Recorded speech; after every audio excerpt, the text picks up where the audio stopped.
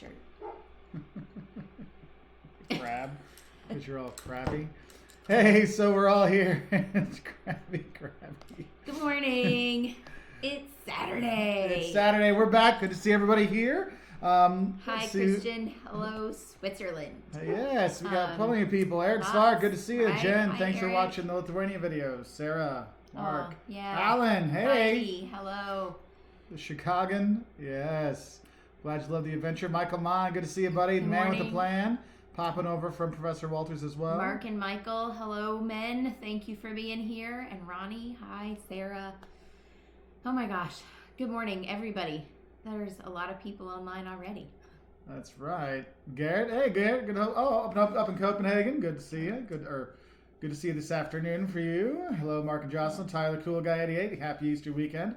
Happy Easter one weekend. of two. Yeah, she's Greek Orthodox, so she gets Ours to is celebrate next twice. year.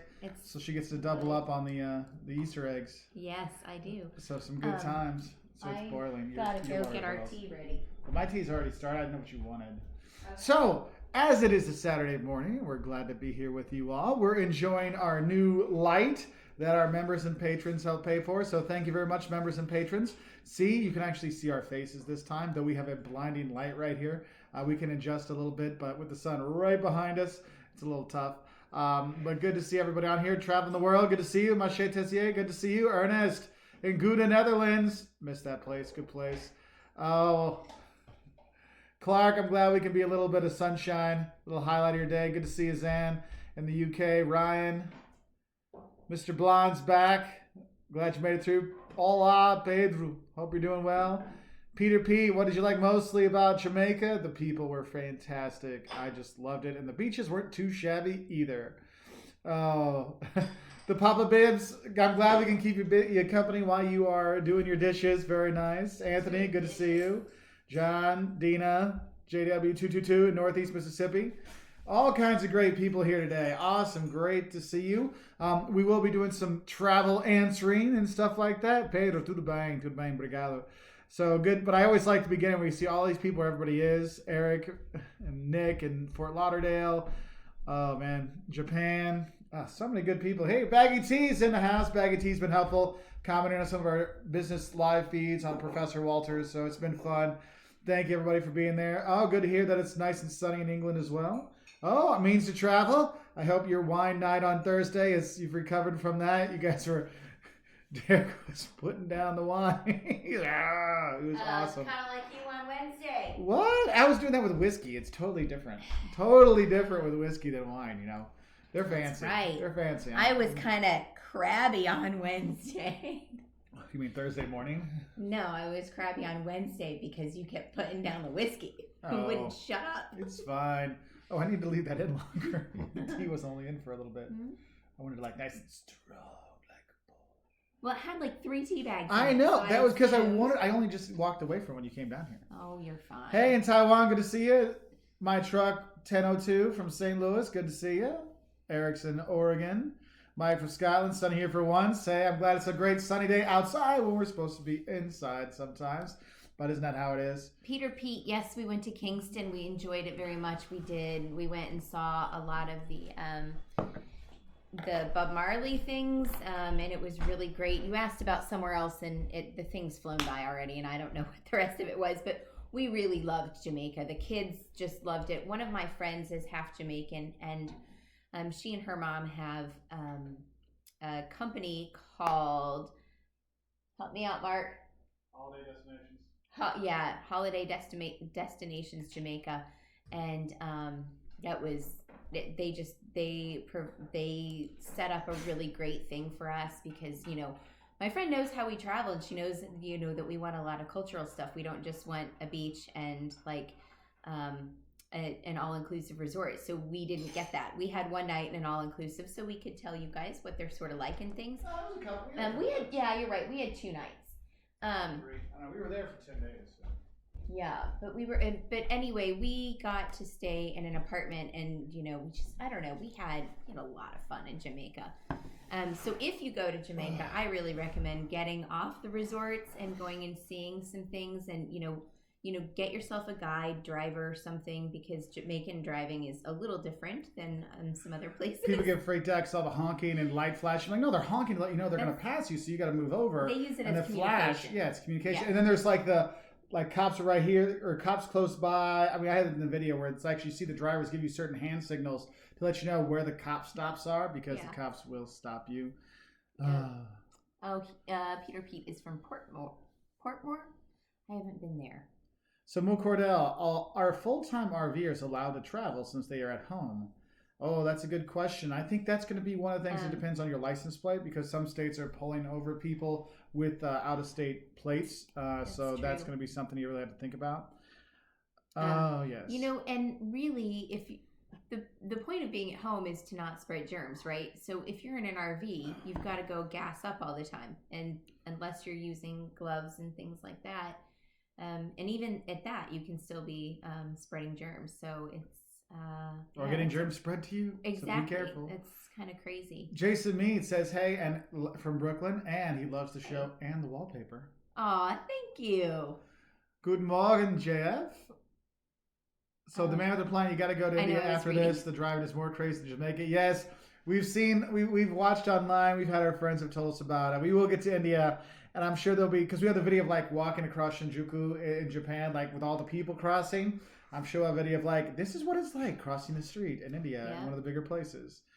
No, Gui, 11 a.m. is not too soon for a beer. It's Saturday. There could be a game on, in theory, if this is a normal line. So. All right. Oh, the Villages in Florida. Hello. Happy Easter to you. So Tyler Kuga, I'm ready to fly again and normal life plans when things reopen. What's the first city you plan on going this year once things reopen this year? Gotta go see the grandparents. You gotta go see them. That's number one. Gotta so go we over see there. The family, right? And then it just kind of depends when things open up again because we still have all of our trips. Like the only stuff we moved back were things that we've already been on. Like this weekend we were going to be gone for the Easter and the you guys picking where we're going stuff. So that got moved. We'll move that later in the year. Then our Cayman Islands trip in March got moved back. And then there's a UK thing I had to move back. But right now we still have other trips that are still planned. So it depends when we can travel again. We'll be off on whatever that next trip is. Yeah. So it could be Europe. It could be Central America. It could be the Caribbean. It could be Australia. It just depends. Hopefully not Australia because that trip's not till later this year. Because Australia, that means things have gone not well around the world, but. Not the way we think it's Australia. It's just that's planned for late in the year. Yeah, we just don't want to go. We don't want to have to be at home until that long. Jimmy UK, good morning. Good morning, Terry Finley. Graham McIntosh. Sorry, Graham. Hi, Graham. Nice to see you. As a tour guide in Scotland, where would you guys say is your favorite place to go there? You would say Inverness, I'm going to guess. Probably Inverness if I have to pick a city. But if I have to pick something not a city, Plockton. It's a tiny little village up near Skye, and actually yesterday's picture you put that on your Instagram, was on my Instagram was a picture of the two of us about 9 or 10 years ago in Plockton. I love that place. It's just perfect. Yeah, I mean, for me... It's tiny, but it's so beautiful. Yeah, me for Scotland. I mean, you can always do Edinburgh. I can always go there. That's fine. But I worked to the Shetland Islands with my mom last year, and that was great. For me, it's like anything in Scotland. If you go into nature, like wear a good pair of boots. So if you're driving around, you see someplace nice to hike, just to go on a hike or a walk or a wander, if you will, is well worth it. I mean, there's too many good places in Scotland. Yeah, that's it. Getting lost in Scotland is like glorious. I love it. Mark Brown. Mark Brown is going to make a Bloody Mary for the first time tomorrow. Tomorrow's the day. Good luck, my friend. I've never gotten into Bloody Marys. You know what? The tomato juice I love Bloody Marys, but I don't like them to be really cold because I don't like cold tomato juice. And Bloody Marys are such an individual thing. Like I'll never make one the same way twice. And I bartended for a really long time. So yeah. Anyway. One Revolution. Hey, Walters. Oh my goodness. How art thou? We're doing well. That person needs to be silenced. Okay. Please and thank you. You're welcome. Oh my. Mike, congrats on the weight loss. Thank you very much. Looking great. Josh, you have a wonderful smile. You two are truly a beautiful couple. May you two have many incredible years. Thank you. And actually, this is our anniversary of getting not married, engaged. Today is the engagement anniversary day, so we have that. April's a big time. We first started talking when she finally responded to my chats. We got engaged. Liam was born in April too, so lots of good stuff. Lots of good stuff in April. Look, she almost loves me again. Oh, shut up, Mark. No. It's so not Deathlock anymore. Rock 2 asks, do you think summer will be safe to travel? How the numbers are going, I think you will be able to. I think there will be travels this summer, but I do not think every place will be open. I don't know if all the borders will open. I know Austria, for example, the smaller stores, like I think it's under 400 square meters, are going back to work tomorrow. Or sorry, not tomorrow, on Monday. So you're starting to see some places open back up.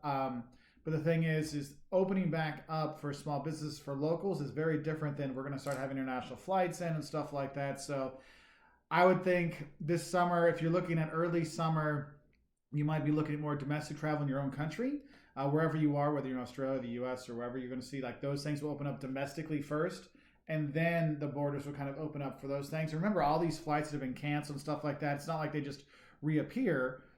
So it'll be an interesting time. I know for us, we still have a trip that's scheduled for May. I'm not really hopeful for that, so I'm probably going to move that. We'll move that back, or maybe just have it so we got to move it to whenever the wedding gets moved to. What that's going to end up being. So it really kind of depends on that. Hello, Kathy Walters. Good to see you on here. Good morning, Kathy. Mom. Good morning, Nancy in Maine. I'm glad you could join us for the first time. And Natasha in New York. Hello. Hi, Leo. It's nice to see you. Debbie Cartier in Edmonton, Canada. Where would you go in Chile? So Santiago obviously is the capital, is the big thing, but I like the Atacama Desert in the north to go see that. You see some pretty amazing, like looking up in the stars there. It's incredible. You understand why they have all the observatories there. But if you can go down to the south and go to like the Glacier National Park area down there where you're kind of going between Argentina and Patagonia and Chile back and forth through there, that's really gorgeous. So that's I would probably go like through going to the mountains, see the glaciers and stuff in the south. That would be my recommendations. But you're up in Edmonton and you can head over to Banff and stuff like that. Well, it's not really that close, but you have some gorgeous nature up there, Debbie. So for you, maybe something different might be doing Santiago and Viña del Mar and Valparaiso right by there, and then going up to the desert in the north. So lots of cool places. Like the man with the plan said, lots of cool places to visit. Yep. Good morning, Gallivanting Gals. Hey. Hello, Elias. Oh, Gallivanting Gals, your ad for your video came on. Mark saw it right after he was doing his thing. So. Yeah, I was watching our kids eating candy in Lithuania video, and that popped up. I'm like, hey, there we go. So if you want, please do click that like button down below to help us out. And if you get bored, listen to us like here. You can actually watch the kids eat Lithuanian foods. If you look at the other things, it's probably So it's kind of funny. Heidi Hall says, Jocelyn, you mentioned liking to travel with silk clothes. Are there other fabrics that you prefer, as synthetic fabric tends to get sinky? Yes. Anything natural. So silk is my number one favorite because I find that it's an all-weather clothing. It's really good for keeping you warm even, although you don't think it would be. It's good for the winter and it's good for the summer. It's also sort of expensive, so that's something that I definitely take into consideration. Cotton, linen, both really good breathable fabrics, especially for summertime. I will buy things with cotton with a little bit of stretch in them sometimes, especially for like tank tops underneath, because it kind of smooths all the lumps and bumps. That's why I wear silk all the time. Not you don't silk, even notice cotton with the stretch. cotton. That's my problem. Attention. See, I don't pay. That's all. Like people say, black makes you look thin. That's why I wear brown and blue, because it makes you look fat. I got to remember. It's because in German there's a saying, "Schwarz macht schlank," and I'm like, "Braun macht dich," which means black makes you skinny, and I'm like, "What? Brown makes you fat?" No, white makes you fat. That's why you never see me in white. Well, I have a couple white things, but only if they're loose. So anyway, that's my answer. Some also things made of bamboo. Bamboo fabrics are really good and they don't hold the stink, and they actually lose their wrinkles faster than, let's say, cotton will. Yeah. So some other ones on here. The Chicagoan. I would love to visit Montreal. It sounds cool. I love street art, French food, and bagels for breakfast, so would love to visit. Montreal's cool, but if you're going for like more of like a historic feel, I would actually recommend doing Quebec City over Montreal if you have the chance. I just love Quebec City; it's fantastic, and the food is phenomenal. Montreal's got much more of a big city kind of vibe, so it's just kind of like how you feel. Like, do you want Vienna or do you want Salzburg? And it's like Montreal or do you want Quebec City? So they're both cool, but I recommend that. Jimmy, I do need to make that Yorkshire pudding. Maybe that'll be our first Easter celebration thing. Maybe I'll try to do that. We have first Easter and second Easter. Rad 615's had a mimosa minus the OJ. I love it. That's funny. So Mark Brown, hi. I'm stocked up on V8 juice on hand. I actually like V8 juice for some reason, but when I have my brain locks vodka out. Vodka makes it worse. I don't know why. My brain locks it out. I don't know why. It's like they market it as V8, not as tomato juice, which is really all it is. Let's see. Carolina in UK expats living in Denmark. Hope you're doing well. Oh, cool. Adam, what beer, drink, cider should I drink to make me feel like I'm in London? I don't drink beer. Occasionally I'll have a cider. Yeah. But man, it still makes my belly really fat. I mean, it's not necessarily a London thing, but you can't go wrong with the Strongbow. It's kind of like a go-to one. Right. Ronan says, what was your favorite part and food of Japan? So going to Kyoto. Kyoto was, I really loved Kyoto. I mean, Tokyo. But what was the most life-changing experience in Japan? The toilets, obviously. Quite frankly, that might have been my favorite thing about Japan was the toilets. And my husband and that is not it's an anniversary, buy me one.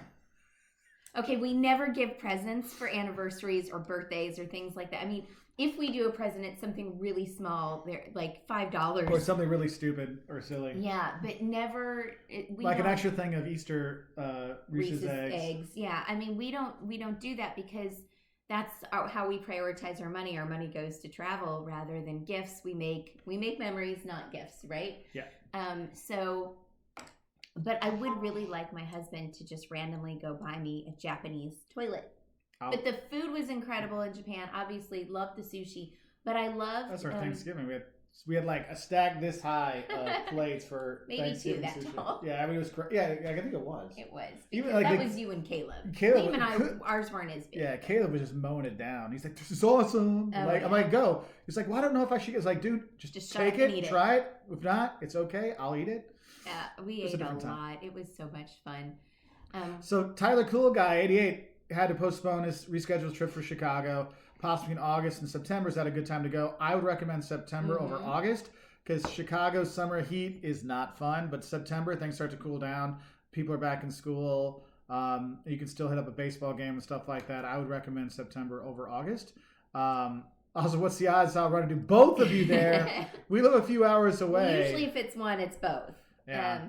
It depends. Well, let's see. If it's September, I might be up there for a conference, but we shall think. I don't know. Maybe Mom Walters is going to come. Hang on. Sorry.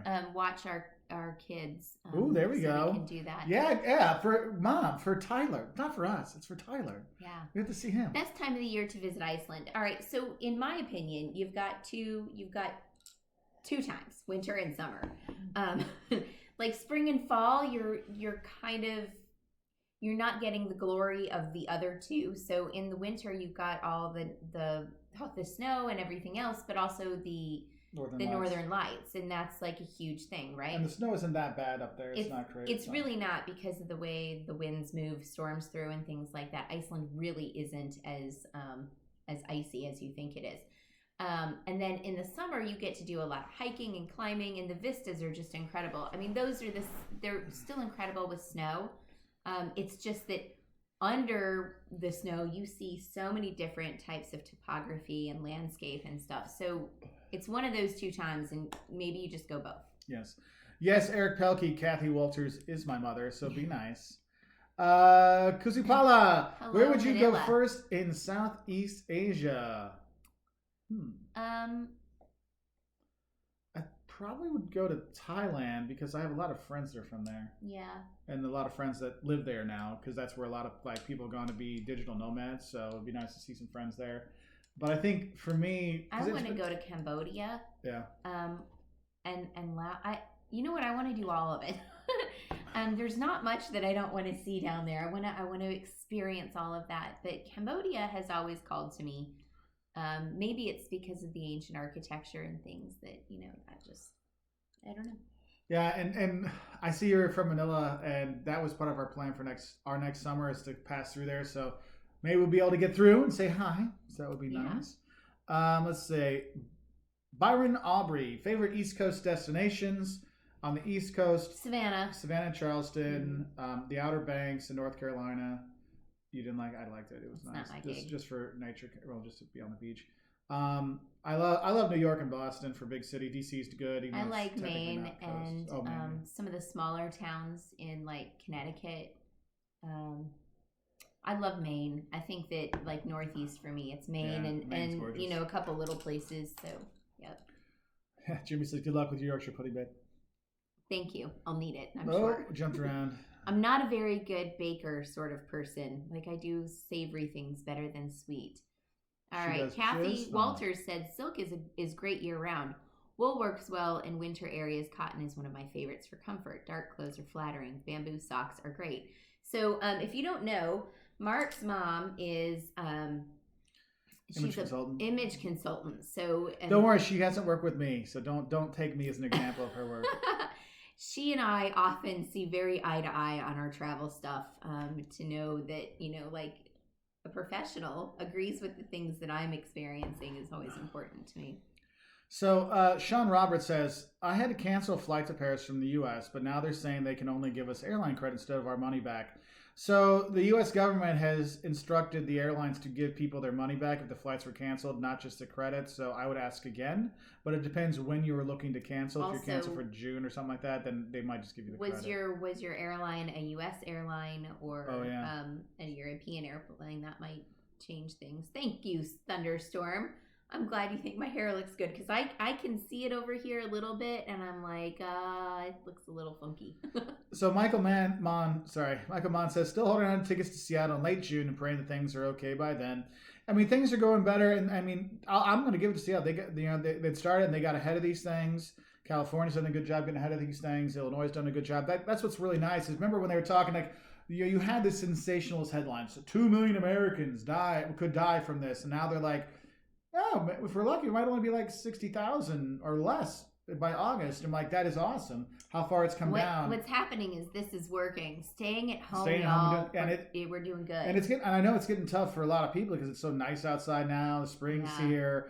I'm seeing people out, and people are like, I don't know. And now with the numbers going well, people are like, oh, well, it's fine, and then they're going to go, and you're like, wait, the reason why it's worked because we're staying home because we have been doing the social distancing. So it's a really tough time for governments to figure out is when do we open the doors again. That's why like Austria is opening their doors for small businesses this week, and it's kind of like how do we get the economy going again and getting things back going? Because if we just put everybody back out there, then you have the peak, and then there'll be another peak, and you'll have these spikes. So that's where I think people are when they're looking at their vacation plans, they're going to think about like, if there's another spike and we have to do a temporary lockdown again.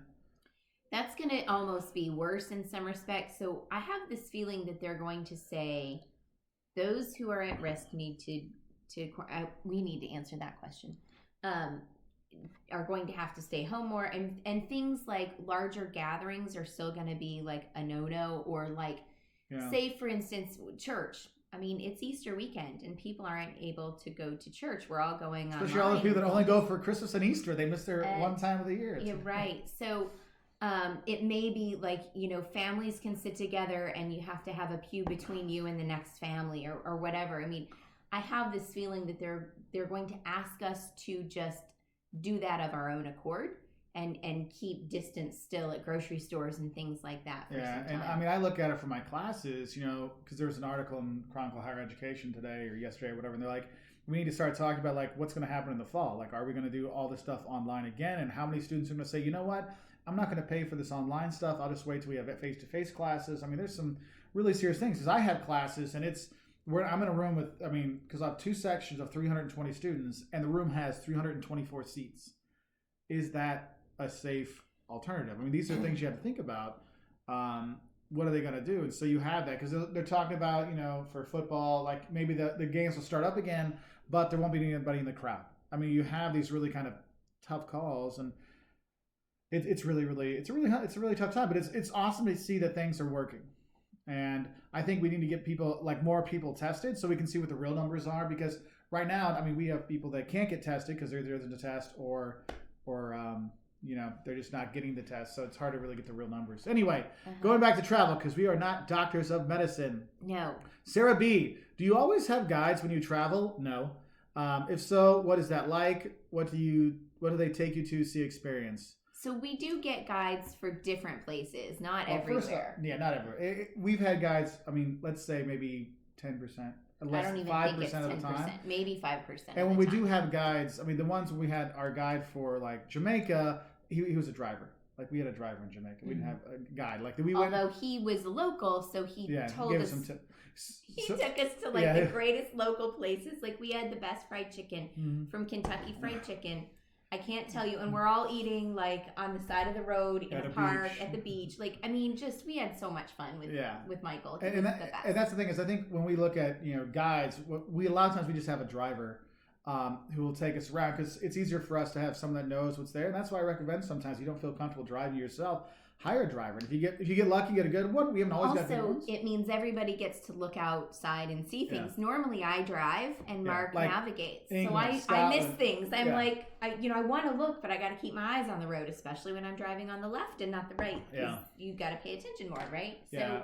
And so, well, what I was gonna say is that we do hire guides for places, particularly that we're very unaware of. Like, if we don't have a lot of information, we don't have friends there already or something, and then there are things like when we went to Tanzania, we went on safari. You have to have a guide for that, right? I mean, there are places where you must have guides. Because some places really it's restricted, guides only. So we have to think about that. Yeah. We had a guide in Ecuador. Yeah. And the thing is, like, sometimes what I recommend to people is if there's a topic you really like and you know a lot about, but you want to learn even more, sometimes it's better to have that guy, because we'll do our research beforehand, but then if that guy can take us above, like we had a guy his name was Miguel with Southern Explorations. So amazing. He was amazing. Like, he was probably the best guide we've ever had. And the number 2 is Moody, who we had in Tanzania. Because, like, if you want to do the safaris, you have to have a guide. Yeah. Basically for Tanzania and stuff like that. And those two were pretty dang close between which one's 1 and 2. But the thing is, like, sometimes we will get a guide for just a day for like one certain thing that we're going to go see. Mm-hmm. So it doesn't mean that you have to have a guide for your whole entire trip. No. Like we might just get a food guide and we'll go have like a tour of something. And it's just our family and a guide, and so there's just 5 people. Yeah, we had that for one day in Quito. We're like, you know what? Sometimes we have like a day that's kind of like, what are we gonna do? I'm like, let's do an excursion, or let's hire a guide and have them take and shit, because we did like the chocolate tour and stuff like that. So we're into different places. So there's different ways to do it. But for what you should expect, always look at online. When you look at guides online, make sure you read the reviews. Don't just read the 5 stars. Read the 4, 3, 2, 1. Get an idea there. Yeah. And you have a better idea. And check them out on multiple platforms, because like TripAdvisor, you can totally skew those numbers however you want. So look at other places. What would be a good budget for 2 weeks in Japan? So Japan's pretty expensive in comparison to a lot of other places. So whatever, like let's say 2 weeks, double whatever you would spend in 2 weeks in an average European city. Is that a good, like for apartment or like rent for your hotel, your food? Yeah. I think that you should double it just to be on the safe side. You may not spend that much, but I think it's a good idea. Yeah. Sorry, we haven't got to a lot of these questions. We got stuck back here because we got people. Evansville, I saw that swing by. Yeah, AJ, I honestly have no. Disney is not one to usually give discounts, so I don't think they'll be offering too many discounts after the coronavirus, because people still want to go. Like, it's kind of like Paris will not have to do anything, and Venice will not have to do anything, and Disney will not have to do anything, because people always go there no matter what. Mm-hmm. So I don't think you're going to see too many deals for that. You might see deals for like other destinations though. Let's see. Hey Sahil, hope you're doing well. Yeah, don't boil with that 22 degrees in the Netherlands, 22, my friend. That sounds good to me. Erica's guitar made in Quebec. That's cool. Okay, Lee Chen. Hi, Mark. Do you know any airlines that will let me cancel the flight to the latest date? If you buy a refundable ticket, you can cancel it up to like 2 minutes before the flight. Not 2 minutes, but like relatively close to the flight. Right now, with the flights we have going on and with the coronavirus stuff, you can call them up the day before, like, hey, I want to move it. They might let you move it. But just straight up canceling, since now everyone knows about the coronavirus, you can't use that as, I didn't know about the coronavirus. So you would probably want to make sure you have a fully refundable ticket, which does cost more. Mr. Blonde asks if we drink the following: Jaeger, Kvass. I don't know what that is. Like Gita. I haven't had that. Tequila, Hennessy, You didn't Guinness. like it. I didn't. Yeah, you don't like Kvass. I like Jaeger and ginger beer. And I like tequila and cranberry juice with a squeeze of lime. I like Jaeger until I got into college, and I don't drink it anymore. See, and I never drank it in college. Kvass I never really got into. Kvass is Gita. There's different languages for it. It's kind of like, imagine made kind of like beer, but not with alcohol. It's like a bready drink kind of thing. It's very thick. Tequila, yeah, I'm not cracks for that. Hennessy, we've had that. Guinness, of course. Mm-hmm. The rest stuff. I don't drink Guinness. I don't drink Robin Marsh, love your channel. Thank you. I've enjoyed reading Jocelyn's vlog. Thank you, Robin. That's nice of you. So, Simon, what is your favorite national park? Because I'm from Arizona, I love Grand Canyon. But I also love the Petrified Forest, Rocky Mountain National Park. I don't know. I like what's Acadia in Maine. I don't know. Oh, Mr. Blonde, that was me that spelled Adventure wrong. I was trying to put this together, and it was kind of like type it in and walk away, and I need to spell check more. Sarah Potter, EasyJet or Ryanair? EasyJet every day. Time. Never question it. Never. Always EasyJet. Never what's your favorite place in Greece? The Metaki. That's the summer house. Yeah, Metolki's like your country house. I don't know. I really enjoy Crete because you can get a big city, you can get small town, you got great beaches, you've got a beautiful gorge to hike. There's, of course, the history. I like the Peloponnese. I'm more of a southern Greece kind of girl. Like, I've been to Thessaloniki and I enjoyed it because we have family friends up there that they had a great time with. But it's not my thing. But all my family is from the Peloponnese or thereabouts. We're from Sparti and Corinthos. So that's, yeah. I don't know. I don't know. I don't have a good answer. I love Greece. How about that? So, Stephen Farag, hey, buddy, we miss you too. Stephen, we work with him. If you ever get any Walters Road gear, Steven. He is the one that puts it together for us. Steven. Also, if you order any of our things, right now, he is the one that is making everything. By himself. Because he's a stud. That's right. Yeah. So, thanks, buddy. Steven, so last live session, I yelled at Mark and said, "Shut up, Mark." So several fans are asking us for a "Shut Up, Mark" shirt, and I'm thinking "Shut Up, Mark" with a tiny little crab under it. Maybe we're gonna have to talk about a "Shut Up, Mark" shirt. Yeah, so we have some fun stuff coming up. Mark Finley says, I rebooked hotels in Europe for July and was paying about 20% less than the dates I had in May. Wow. That's cool. Because July is usually a busy month. I know, so that's really, so that's probably down 30-40%. Yeah. Nice. Jennifer, do you guys do water park holidays?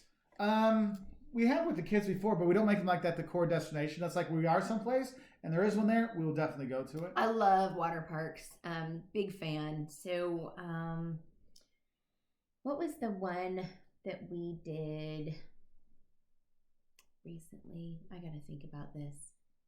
Dagnabbit. I don't know. Caleb and I went to SeaWorld a couple years ago with his best friend from Portugal. His best friend and his mother is one of my dearest friends. They live in England now, but anyway, they came over and we went to SeaWorld and we had a ball, the four of us. It was wonderful. So Stephen asks, what do I tell my fiance that is worried about our honeymoon in French Polynesia? Now, I believe your honeymoon's in the fall.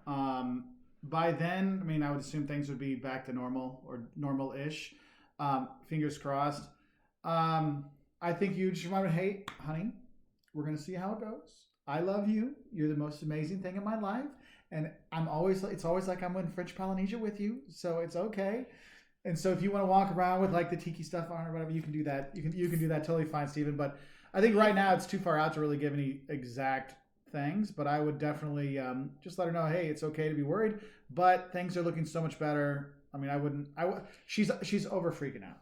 Give it some time And you know what? As a woman, before your wedding, you're always a little bit nutty and a little bit more stressed, and things are just heightened when you're planning it, and you're looking at all the stuff that could go wrong. So just give her a little bit of grace, and I know you will because I know who you are. But the other thing is, Mark and I didn't take our honeymoon. Well, we didn't take our honeymoon for like 10 years, but you can still have a honeymoon. It doesn't have to be immediately after. If that's what it turns out to be, it'll still be there and it'll still be amazing. Yeah. And I think, and also that's one of those things, you can take that off her plate. Like, you just tell her, like, I'll take care of this. I'll worry about this, honey. And let her worry about the wedding, or however you guys are dividing it up. Sometimes just taking that out can really help. There's one up here. Neil Luther also says, Jocelyn's blog has been one of the things I've looked forward to during the quarantine. It's very detailed and well written. So if you want to check it out, go to waltersworld.com and just look at it. It'll be like quarantine day, whatever. You'll see it up on there. There's a new one Neil. every other day or so. Let's see. Are you concerned about some of the ultra low cost airlines in the United States going bankrupt this year or closing for good? Yes. I think some will. Granted, they have probably lower overheads. They don't have the retirement funds and stuff like that. But I think you're going to see quite a few airlines not make it out of this, or you'll see more consolidation, which means next year at this time, ticket price will be even higher than they were before all this happened, because you're just, competition leads to lower pricing. When there's no competition, that's basic economy. Yes. No, that's it. Sonia said something in German. She's from. She says hello from Munich. Got that. Mach weiter. Go farther and stay healthy. Okay. Thank you. Dankeschön, Sonia. Dankeschön. And then hang on. What is acceptable to wear for a man and woman to Dachau? Planning on visiting in August for the first time visit to a camp. So, your normal clothes are fine. Yeah. Don't show a lot of skin, but I mean, it is a place to be reverent in. So like you don't need to wear a shirt and tie and stuff like that. No. Don't wear inappropriate logos, sayings, things like that. Yeah, and they're not going to stop you. No. I'll tell you that no one's going to stop you. No one's going to say anything, but just for the thing, because I was talking to if you ever watch a channel called History Underground.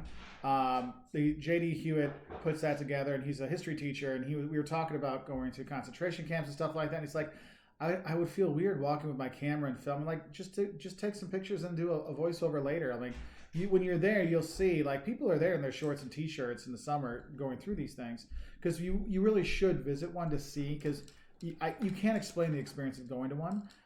But as long as you're wearing, if you're wearing your normal clothes, stuff like that, you should be fine. I mean, no crop tops or no Daisy Dukes, no short shorts. I mean, just, think about what happened there and be respectful. And the fact that you're even asking what to wear tells me that you'll be respectful about it anyway. So, yeah. Mr. Mark, what's your dream car? I don't have one because I don't like driving. Jocelyn's dad is in the car business, and so she's had all kinds of cars, so she can just. TC, what are you making for Greek Easter? Obviously, leg of lamb. I don't.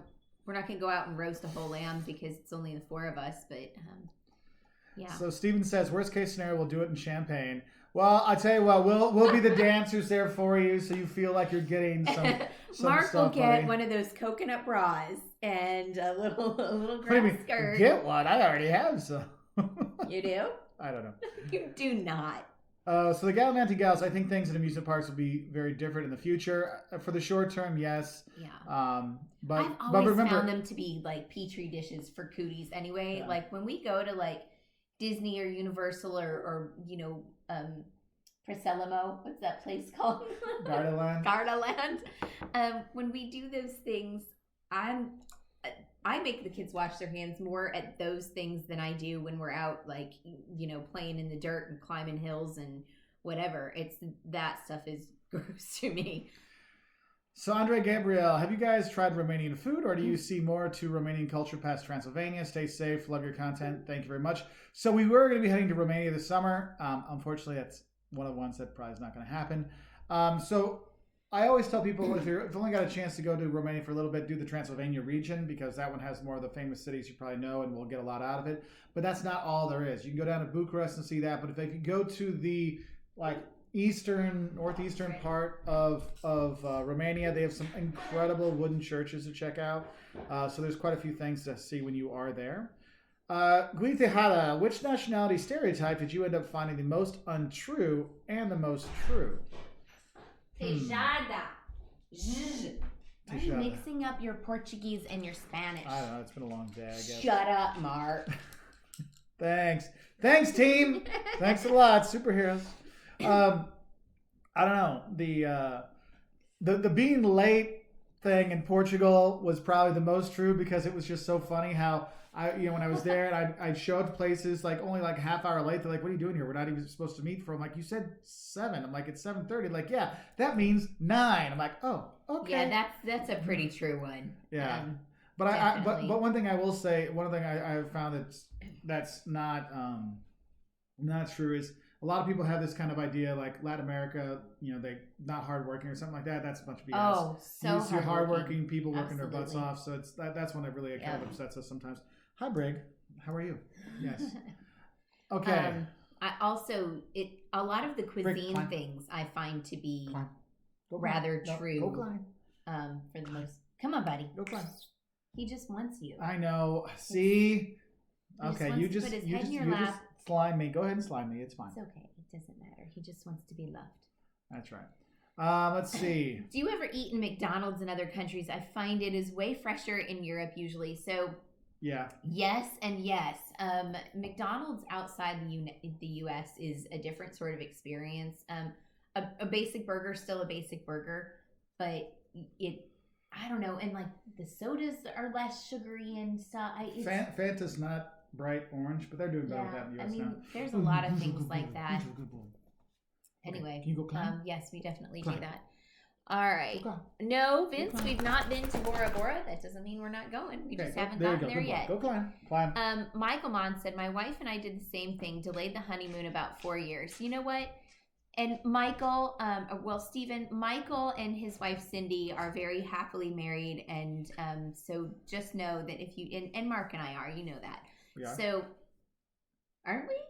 I think we're married. I don't have a ring on. Are we not happily married? I'm happily married to you. I'm going to beat your butt. See? She obviously wants to beat me, so she's obviously not happy. So there's that. So, yeah, delaying your honeymoon isn't going to affect what really matters. Mark, I'm glad the ring light's working well. Thank you very much again to our patrons and super chat people and members. It's and a stuff little like weird getting because used you got to this it. big light right here, big ring light. So it is cool. So thank you for that, everybody. Thank you. Chris in Mesa, Arizona. Hope you're doing well. Gosh, I haven't been to Mesa in a minute. So John Anderson, Mark, when you buy paintings overseas, how do you get them back home? We have them roll them, and then we will actually pack them in the roll. So sometimes we'll actually bring like tubes, like paper towel tubes, to slide it in. You cannot count on them to have them, although often, especially in places like Paris, where you're going to get street art, a lot of those people have stuff ready. But most of the things I did buy one time only. We were in Maine. No, I checked that. We were in Mystic in Connecticut. The lobster. And I bought this lobster painting, but it was in this really beautiful frame, and the frame came with it. And the frame sort of made it, so I had that shipped home. That's the only time I've ever done that. Yeah. Let's see. Thomas is going to be going to Romania in May. Probably not now, but it's worth going to. Yeah, trips were incredible in Romania. Yep. So you can see how far back we are because we're back in the Romania where we're here. Mr. Truck's ready to travel. We're right there with you, my friend. Anil, where are you from? I'm from Illinois. Jocelyn's from all over the U.S. She lives all over the place. I'll just claim America. Yep. Let's see. All right. Mark means to traveler talking to your mom. Nice. So Jocelyn, I can't believe you just called it a soda in Chicago. It's Pop, girlfriend. Actually, not from here. And nope. I always thought pop was a funny word too. I know. You go to Ohio. An onomatopoeia for a drink instead of a sound. An onomatopoeia is a word that sounds like what it is. Pop. Oh, gotcha. I guess it does. I'm learning too. Open. Someone say e-learning. That's right. I'm doing e-learning right here. Let's see. Goodness. One thing I would say is don't be afraid to use the post services in some countries. We've shipped stuff back from Italy. No. We shipped stuff back from Germany and stuff like that. Because like we've had to go to multiple weddings around the world, and it's kind of like you lug your suit with you. And think about it, like we have an extra suitcase that's to my suit. The kids have their dress clothes, and Jocelyn has a dress and my shoes and the shoes. And so we have. I remember we had one. When was that? Brazil? No. Well, yeah, Brazil. We had to take an extra suitcase just for that stuff. Then we had one in Europe. And we were in Italy for the one wedding. We bought stuff for Bay and Enrico's wedding. We just ended up buying things there. Yeah, because I got my stuff in Sweden because they had a husky sizes, and so then we ended up mailing it home, so we didn't have to carry it with us the rest of the time. Yeah, that's something that's hard for us because we travel so light. Sometimes when we do things like a wedding, or like this past summer when we were in Europe for like 4 weeks, and then almost 3 weeks in Africa, when you need very different types of clothing for 2 different places. We've also just taken an extra suitcase and stored that for part of our trip. That's what we did in Amsterdam. And we left a suitcase of our European clothes in Amsterdam, and then we took our own little and that's one of the things. If you're passing by a place, you're going to fly out again, because like with our Amsterdam, when we were coming back to Amsterdam, and it was a lot easier that way because I went in early May, and so I was teaching. It was still cold or cooler, and it wasn't cold. It was cooler, so I had all these like quarter zips and jeans and stuff like that I wasn't going to need in Rwanda and Tanzania. So it was just like we had all this stuff in the suitcase and just dropped it off and got it back when we came back. So Jason Watkins, it's my first time going to an airport. Can you wait with your relatives who's leaving near the gates? No, you cannot. If you have an underage kid, there are ways you can you can ask at the gate. You can ask, and then someone will take you there, and you can sit with them there. Then you leave. So I have seen that, but I've only seen that with kids or people with special needs. Like their family member will take them to the gate and stay with them, and there'll be a representative, and they'll pass them on for that. But in general, no, you can't. They can take you to the security checkpoint, because the security checkpoint, they'll ask for your identification and your ticket. And so you give them that, and if you don't have the ticket or anything like boarding pass, they will not let you go through. So hope that helps. Let's see. Oh. I hate it when it does that. Hey, Carmen in Louisiana. Let's see. All right, hang on. There we are. Yeah, okay. Should I do a hanging bridges and zip lines in Arenal or Monteverde in Costa Rica? Monteverde tends to have a little bit more exciting ones. But getting from Arenal to Monteverde, it's just adding a lot of time. So if you don't have a ton of time and you're going to be staying kind of down by San Jose and Jaco and Manuel Antonio, you might be better off. We did the zip lines in Arenal, and we had a great time. And we did the hanging bridges there too. Yeah. We did. Yeah, so it depends. If you have time and you're going to keep going up that way and going towards Liberia or whatever, in the north, that airport up there, then yeah, you go over to Monteverde. It was just because we were in Arenal, we thought about going to Monteverde, but then the time frame it took to go do that, and then we were going to come back. It's like, let's just do the ones in Arenal. So it kind of depends on your time. This was a funny question to me. David Echtels, when the English go abroad, we eat English food. Are Americans the same, only eating American food? I think it really... Everybody is. I don't know. I think it depends on who you are. Like we rarely eat American food when we go abroad. I will say that we'll have one a week because we know we have to like make the kids happy, but we'll try to do maybe. Yeah, like if we're in France, we'll go to Quick. We won't go to McDonald's. We'll take them to Quick, so they have something like that. And that's really a great tip for people who are starting to get homesick or having a hard time. Find something that is from your own home place, and that can kind of alleviate that a little bit. I will say that when we spent a summer living in Beijing, and after about a week, I just wanted fresh, uncooked fruits and vegetables, because it's something you just don't find there. And I was like, oh my gosh, there's Pizza Hut. Take me for a salad. And I did. And Fridays. I ate the heck out of some salads at Fridays. I think once a week I would go get a gigantic salad. That was necessary for me. And this is one thing I see. Like when I see my Italian friends travel abroad, they do hit up the Italian restaurants quite a bit, and because people go where they feel they know the food. You'll have that a lot. But I think one of the things is you have to make a point to make sure you're going to do the local food, because sometimes people are like, yes, we're going to eat local, and they get like 2 or 3 days in. They're like, I want something I know. And so what we do is we actually do plan that. Like if we're going with my dad, because my mom's on here now, and my mom will agree with me that my dad does great. But we know after about 5 days, 6 days, we got to get him a burger, we got to get him a steak, We got to get something he knows. Yeah. Just so it's like, okay, then he can experiment again, and it works well. Like we have a video on how to travel with picky eaters. That's one of those things you just do. It's like, hey, you kind of appease them for a bit, and then they're back to eating whatever it is you're eating in that country you're in. Hello, Carmen in Louisiana. Going to Greece mid-September. Really hope I can still go first time out of North America. So Awesome. You know what? Greece was my first trip outside of North America also. Well, yeah, I guess. Anyway, and Greece mid-September is probably the very best time. So let's pray that you get to be there because that's like my perfect time to visit. Yep. Leo Diaz, talk about the mass awakening going on now. There's a lot of people popping on now. Oh, So good morning, everyone. Good morning, everybody. Welcome. Getting ready to start hour 2 on the Misspelled Adventure Travel Quarantine Chat. Let's see. All right. Eric's heading to Belize next year if it's allowed. It's cool. We had a good time. You have a good time when you're there. If Europe reopens this summer, what's the likelihood that major tourist sites will still be closed, like the Louvre, Tower London, Sagrada Familia? I think they'll be open, but I think you might have more limited entry. I was gonna say, I bet you're gonna have timed entries like you do for like when you go see The Last Supper. You get so many people go in, and every 15 minutes you go in and out, and that's it. I have a feeling that there will be more of that. And that's not necessarily a bad thing. Yeah, for the control, but I think it's going to end up being a lot more headaches and upset travelers. So you're going to see people getting really pissed off with people that are jumping lines and stuff like that. So I'm sure there'll be some fisticuffs going through that one. You think so? Yes. I mean, you see it all the time when people jump and people get upset. But now it's like we're trying to, and we're following the social. I mean, yeah, I won't go there. It's very interesting. Let's see. Oh no, are you kidding? What? No. No. Okay. Let's see. Oh, Sons of Thomas More, thank you very much for the super chat, my friend. Thank you. Love the video. Mark equals moral rectitude. I'm glad I can be a good thing. Calvin Young, thank you for being a member, and thank you for the nice little sticker. Walter's World sticker. When I traveled to the Philippines to meet my wife, I had Pizza Hut, and it was terrible. I thought it was safe first bite on the trip to a new country. Local food was amazing, though. Yeah, so this is one of the things, like Calvin's experience.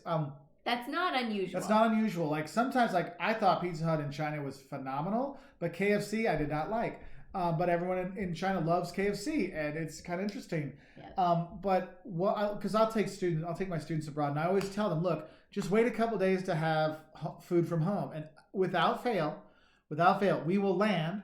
We will have because usually we get in, kind of like in the morning. So let's drop off our bags. You have stuff. We'll do a little tour. I'm like, okay. Grab some lunch. We're gonna have we're gonna have our local dinner tonight. So grab a snack and we'll have a big dinner tonight. And undoubtedly, every single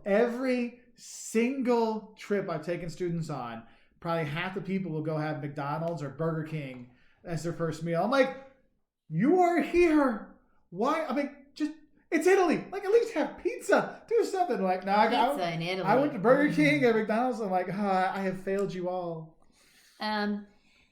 2 weeks to go somewhere warm. Ideas. Thanks for all. Birthday in January. I should have said that. Thanks for all the live streams. Really helps in self-isolation. You're welcome. So Costa Rica, Jamaica, Panama, Colombia. We're big fans Brazil. Of Central America and also South America. There's always Southeast the Caribbean. Asia's good that time too. There's always the Caribbean and stuff, but for me, like the Caribbean is Jamaica. Like I've been to Turks, we've been to Aruba, Bahamas. Like we've been to several other islands, and for me, Jamaica is like the number one. So if you're gonna do that, that would be my thing. So the man with a plan. How many more travel videos have you got stored up? I've got plenty stored up. Don't worry. We could go probably a year without stuff, which is nice because now I'm going to get to put out some of these smaller country things, like putting out Costa Rica, Argentina. I know it's not a small country, but in terms of people that travel there, so it's given us a chance to put those out. Like I put out the Lithuanian candy video today, and we'll have I don't know if I'm going to do the shocks, don'ts, or what to know about Lithuania tomorrow to do that. So I'm trying to get some of these other destinations people might not think about. So it's been nice this way. And now we still have like the don'ts of France and mistakes of Germany and stuff like that. Those are still going to come too. But right now there's quite a few. Quite a few up there. So we'll be doing some of those. And somebody want to do the poll. Should it be Mark equals moral rectitude or shut up Mark as the t-shirt? I'm going to guess the shut up Mark one will be the one that does the best. Because I can see my students picking those up. Do you need some more tea, baby? Sure. Will Evans, which is the most unspoiled part of Fiji to visit? Honestly, I have not been to Fiji yet, so hopefully one day we will get there so I can tell you. Let's see. KFC was the only place to get soft serve ice cream in Accra, Ghana. Yeah, actually, it's funny. The soft serve ice cream, these places like McDonald's will be super popular around the world just with their ice cream stuff, and they'll actually have a special side ice cream like dispensary kind of thing. Which like I saw Argentina. We saw all over South America. We saw a few places in Asia as well. What, babe? See, you heard me. You can get more ice cream at McDonald's outside the United States. So she was saying you think you get more ice cream at McDonald's outside the U.S. because their ice cream machines don't break down all the time like ours. It would take 10 days to clean maybe. I don't know. So there's that. Hey Jocelyn, Sarah Potter has a question. What do you think about getting your hair cut in Europe? I'm living in Switzerland and it's so expensive. I would say yes, it is expensive, but she loves it. Sarah Potter. What do you think about getting your hair cut in Europe? I'm living in Switzerland and it's so expensive. That's because, Sarah, you're in Switzerland. I get my hair cut often in Europe. There's a place I've been going for 10 years in Paris. Well, close to 2012, 8 years in. I had them take more than a foot off my hair. It's 35 centimeters, so that's 14 inches or something maybe. Anyway, big fan of getting my hair cut in Europe, but it costs me less there than it does here, significantly less. Sarah also says Birkenstocks are my favorite shoes for traveling in Europe. I would agree with you. I wish that Birkenstock would make, or someone would make a Birkenstock type sole on something that doesn't, for winter shoes, that doesn't make your feet look like, ducks. I think that Birkenstock winter shoes look like duck feet and they're not very attractive. But their sandals are great, and those are really, truly my favorite. Okay, I'm going to get Thomas Hughes. We had a place called Hillbilly's Fried Chicken in Derry, Northern Ireland. I've seen that place, by the way.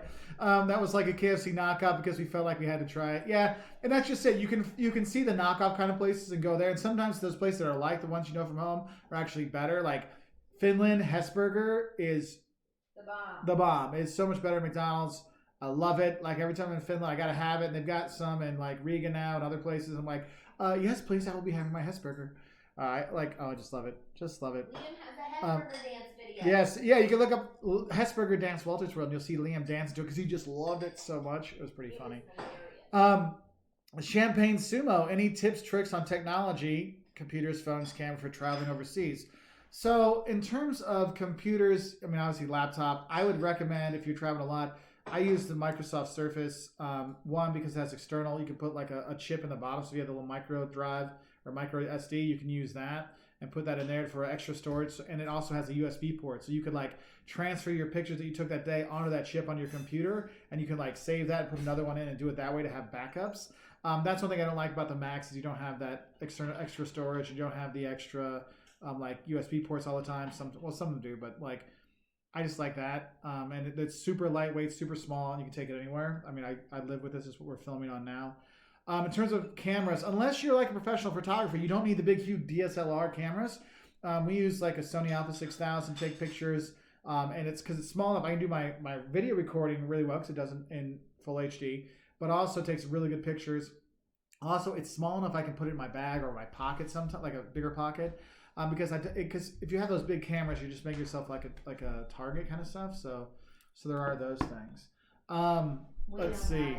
Yeah, I can see the steam coming up. I will not drink it there. So I hope it helps that way. Yapa, I do hope you get to go to Greece as well. What's the best part of Crete to stay in and your favorite things to do? We liked Hania better than Heraklion to stay in because Heraklion's a big city kind of stuff, and Hania, you can find some more beachier places on the outside to stay, so I'd recommend by there. I'm out that way. Morgan Lee, I went to Pizza Hut in Stockholm. It was the fanciest Pizza Hut I've ever seen. Food was fine. It was just Pizza Hut, but the restaurant was so nice. Yes, and probably the fanciest McDonald's I've ever been to is if you go in Porto in Portugal.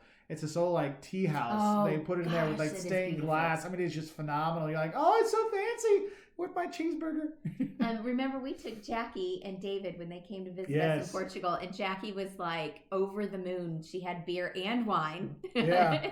She was just like, thought it was amazing. So, Terry has a question. Jocelyn, did you donate your hair? I've donated my long hair to children with hair loss or locks of love. I did, and I particularly did it. So, in the U.S., there is some like black market for hair, and so I did it in France because all hair has to be donated. They do not. You are not able to sell hair. So that was another benefit to donating in France. So yes, I gave it to I don't remember the group, but it was donated to cancer patients. So John asked him, Jocelyn Mark, any more words on your book? Shut up, John.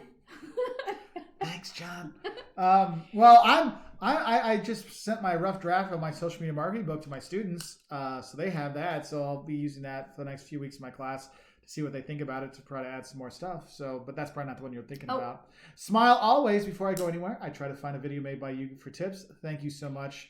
That's really nice. Carolina, I have been to Minsk. I think it was 2005, so it's been a while. But it was a very interesting experience. Always wanted to go to Minsk. So, well, we'll go see Alvia in Lithuania, and then we'll get a And visa we'll and get head over to over. Belarus for you and the boys. Hit up Ukraine while we're over there. Hey, look at History Underground, my buddy JD. I was Good talking morning, about you JD. earlier, buddy.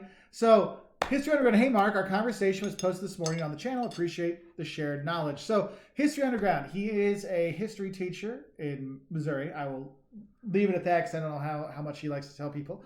But he goes around. He did a bunch of stuff like at Omaha Beach and Normandy. He's gone to a lot of other places where he talks about the history and stuff like that. He has some like his editing skills are like here and mine are like here. So I'm like, I'm jealous of your stuff. So do check it out. Yesterday we talked about kind of history and travel and how history can really make your travels better, but also how travel can make history better. And so we all can become a part of it. So it's really kind of a cool thing to do. So do check out the History Underground.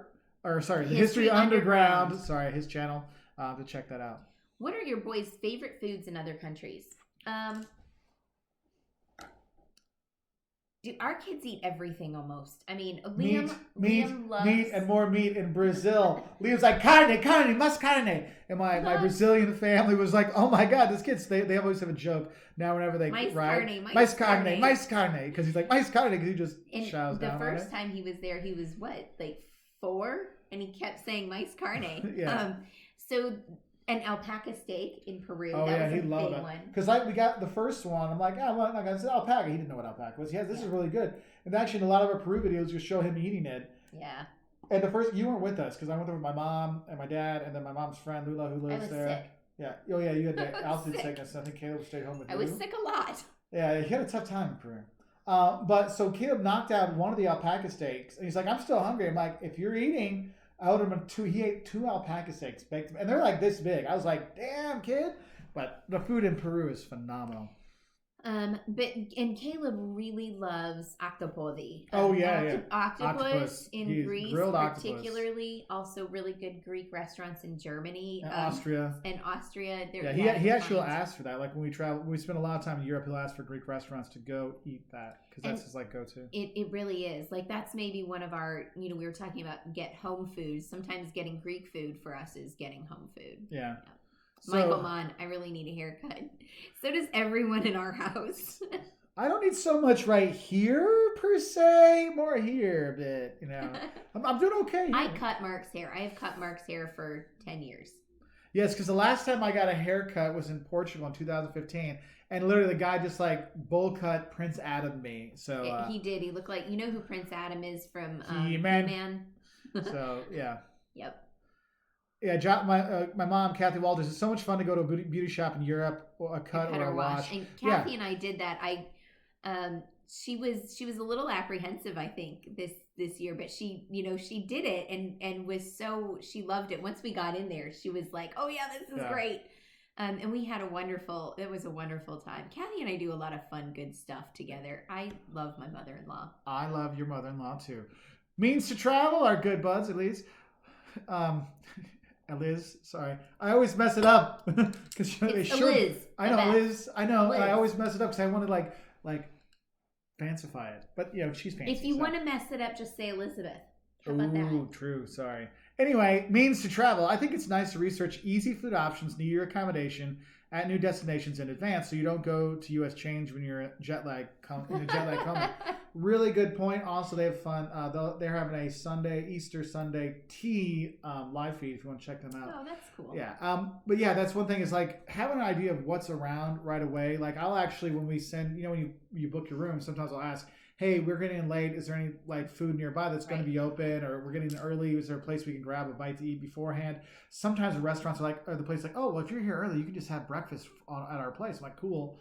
But just knowing those things. That's more in Europe than the U.S. Yeah. But yeah, knowing those places, because what happens is we've been before. You're like knocked out. It's like, okay, I'll go pick something up. And when you think to go pick something up, you think fast food. And you don't realize, like, look, if you go pick something up, you know what? I can just go to the bakery over here that's still open. Yeah, the baguettes are gone probably, but I can still grab a few things and do that. So we do that a lot. Yeah. So good call on that one. Thank you, Liz. I'm going to point this out because I'd like to get this conversation started in the chat. My mother-in-law says, I'd like to hear what other shoes travelers like to walk in. So if you guys have some of that, for me, I like a stiff. Lightweight is very important. I like a stiff sort of sole, but that has cushion, like, for instance, a Birkenstock. What I don't like about Birkenstocks is that what the outer sole, what do you call that? The texture, I guess, of the bottom is kind of slippery. So sometimes that's not good. Like in Portugal, on the dang, those snot slippery sidewalks we got in Lisbon are all over. Yeah, so. Neri was saying how much he enjoyed the home cooked meals when he was on a mission trip in Costa Rica. Mm-hmm. Yeah, that's if you can ever get a home cooked meal when you travel, that is the best thing because you're like, oh my goodness, like this is next level. It's like fried chicken at a store versus fried chicken made by somebody. You're like, whoa, it's amazing. Hesburger or Culver's? Wow, it's like picking between your two children. Well, somebody else put Popeyes or Chick-fil-A. For me, that's Chick-fil-A every day. My kids would probably go for Popeyes. They would go Popeyes. But I would go Bojangles. Yeah, Mark would go for Bojangles. That would be my second, and then Popeyes. But if I could have Hesburgers, Punani, and Mayonnaise on everything, I would be fine. Anyway, moving on. So Culver's with Hesburger mayonnaise. Yeah. Sorry. Okay. Sean 113, thank you very much for the super chat. That just popped out and popped up real quick. Happy Easter weekend to you and your family. Thank you very much, Sean. Happy Easter to you. Well. That is super nice of you. Thank you very much. Oh, we got another. Thank you, Dale, for the super chat. When the travel ban ends everywhere, will everyone travel all at once? I think people will think they will, but I think financial reality will set in because 17 million Americans are unemployment or something like that, and it's not like the money's just going to reappear. And that's all around the world. You're having all these things. That's why like places like Sweden are like, look, we're not going to close this down because this, or Austria started on Monday. Small businesses can open up again. It's just because, we got to have some money out there and people aren't going to have the money to go. Now, the desire to travel will be there. People want to get the heck out of their house. And though I love my wife and she loves me, I'm sure her first meal she'll want to have out will be with one of her friends. Kiss your head because it was right there. Thanks. It's a lot of head. But I think you're going to see people will want to travel, but I think you'll be traveling close to home. And a lot of it will be like going to see grandma and grandpa and stuff like that, or my parents or your friends. So you have some other stuff there. Oh. Do you see right above Dale's post? Someone has named themselves Shut Up, Mark. We have the awesomest community ever here. That's awesome. And they said, I love Cole Haans and Chukka Boots. You know what? I like Cole Haans too. They have, they're a little pricey, but they're worth it because they've got really good insoles. So, there's a really good questions on here. Thank you, everybody. Somebody can't read out loud though. Red Lobster and Crab Shack every time. Kroger fried chicken is the best. Keens are good. 1,500 miles on one pair. Rock on. Michael, it's time for a new pair, honey. Yeah, we need a cable donation for that. My gosh. TC, yes, very much interested in going to Antarctica. Liam needs to be a little bit older though before we can go. Yep. Because I'm not going to go there without him. I also like Merrells for hiking because I've got a pair of Merrells we bought before we went to Iceland, and those things weigh next to nothing. I don't like American style running shoes. Are something that I really don't like because one, they're really puffy. They have thick beds, which I get that some people want and need like an extra squish. But for me, I find that I am more likely to twist an ankle and things like that in it. And also in Europe, people don't wear, not often, sometimes in the UK you see it a little bit more, but they don't wear runner type shoes. But they wear things like Adidas Superstars, Converse, that kind of like, I call them urban street shoes. We still call them tennis shoes in the United States, but they're not like runners. Yeah. So that's my thing, like not runners. So Andre, do you guys have any funny misunderstandings from traveling abroad? I heard from my friends who went to Romania to see a food specialty that they had on their menu called crap, and really what it was carp. You'll see things like in Lithuania, the most popular chips are krapu, which actually means dill, but you look at it says crap. So sometimes the translations are crap is what it says, yeah, like which is kind of funny. Poo. So you'll see things like that. But then there's some China. Do you remember the donkey? No. So we're like reading they translate it, just like Google Translate or something like that. Like a bad Google and Translate. It said, so like one, I don't know what it said in Chinese, but it said Doctor in Box. I'm like, oh my God, we're going to eat Doctor Who. Do you remember that one? I remember that one. So sometimes the translations are absolutely hilarious. I get such a kick out of and then there's the ones that are direct translation, and it's cool. It's true. The what was the potato in butthole or potato in ass? Oh, in Lithuania? Hang on. It is. Well, they said the S word. No, hang on. Shit in potatoes? Yeah. It's SH, you know what? Shit in potatoes out. SHIT in potato. And then potatoes out. Poo out, potatoes in, because it's intestine. It's in the intestines. They cleaned out. How did it taste? It smelled? It tasted like poo.